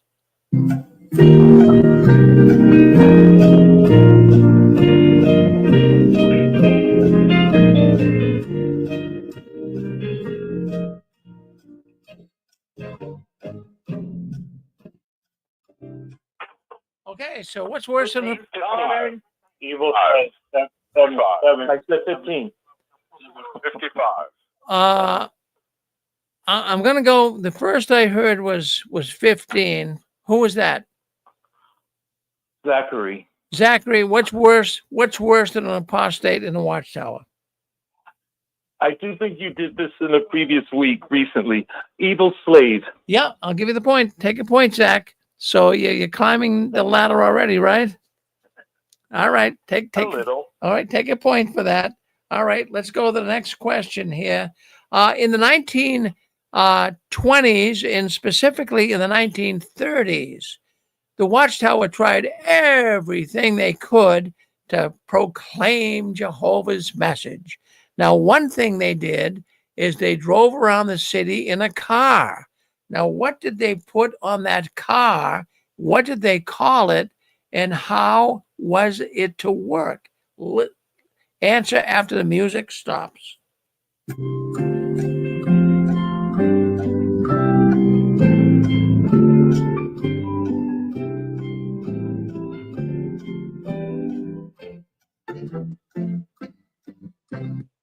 All right, so what did they do? 15. 15. I guess that's you again, Zachary. What was it? What was it they called it? They You said, what did they put on the car, right? Yeah. They put speakers on the car. All right, they did do that, but what did they call that? I don't know what they called it. They called it loudspeaker work. No. Sound car. Who said that sound car? Is that you, Dallas? It is. Okay, you got a point. Put yourself down. I mean, Zach came close, but sound car is what we're looking for.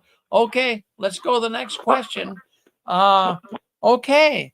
I mean, all of us participated when we were witnesses. We had a special little arrangement that the governing body wanted us to do. They wanted us to sign a little card, and we had to have witnesses to that card. What was that card all about?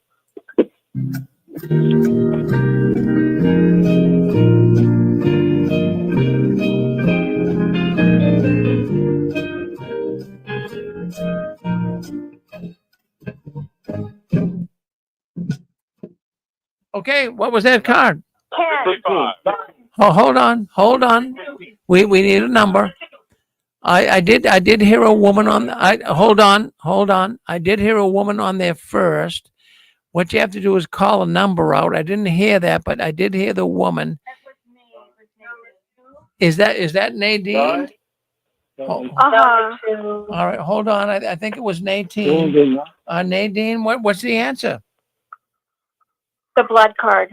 You got it. You got it. 15. No, 15. Zach, why are you saying that? You don't agree with that? It's now called a blood card. No, it's not the. In the olden days it was, but now can I answer? Yeah, you can answer, but I'm gonna give it to Nadine anyways. But go ahead and answer, Zach. Okay, it is called the medical directive release card. Yeah. And the last one that I know about, it was to give a medical directive to speak if you were not able to, and it also released them it released the doctors from getting in trouble if they did not give you blood. And then there's another one too, that designated directive, medical release directive.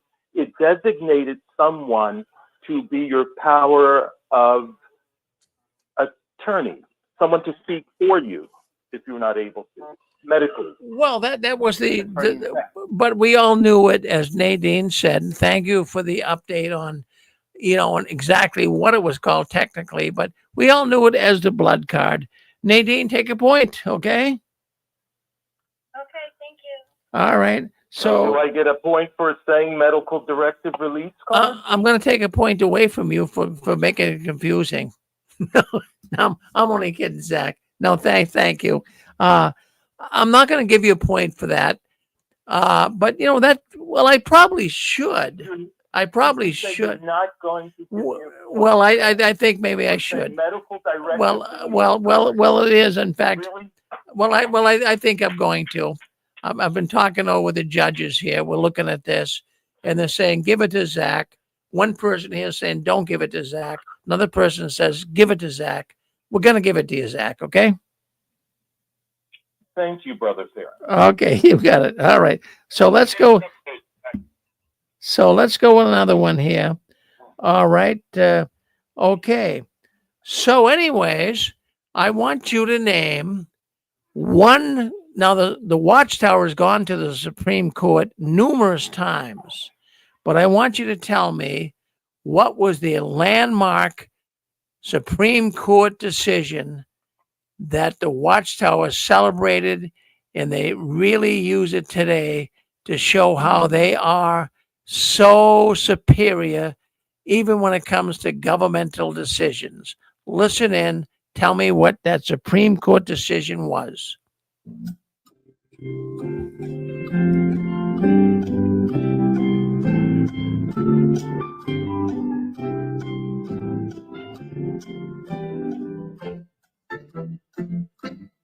All right, what was that Supreme Court decision?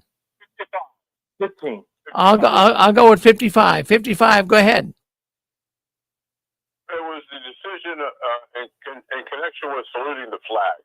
You're absolutely right. Absolutely right. That they take that to the bank and cash it. That's a landmark decision. Well, I want to thank you all. I want to thank you all for coming in tonight to our duck program. Keep those scores. You get to be 12, you get $100. And we sent some books out this week. We get some magnets going out this week. If you got 2 points, we'll give you some magnets. Write me at JW World News. Say, Rick, I want some magnets. And we do have some people getting magnets. You'll have them the next week. If you get 5 points, we'll give you a book. So write me and say, Rick, give me a book. I got 5 points. And if you got 12 points, hang on with us. Hang on to those 12 points. It could be worth $100. We already gave away $300 here on the 6 screens. So thank you very much for being part of this program tonight. I want to tell you all we appreciate you coming in. We have 6 screens Sunday tomorrow. Join us, please, at 1 o'clock tomorrow. We have a program. We get into theological discussion.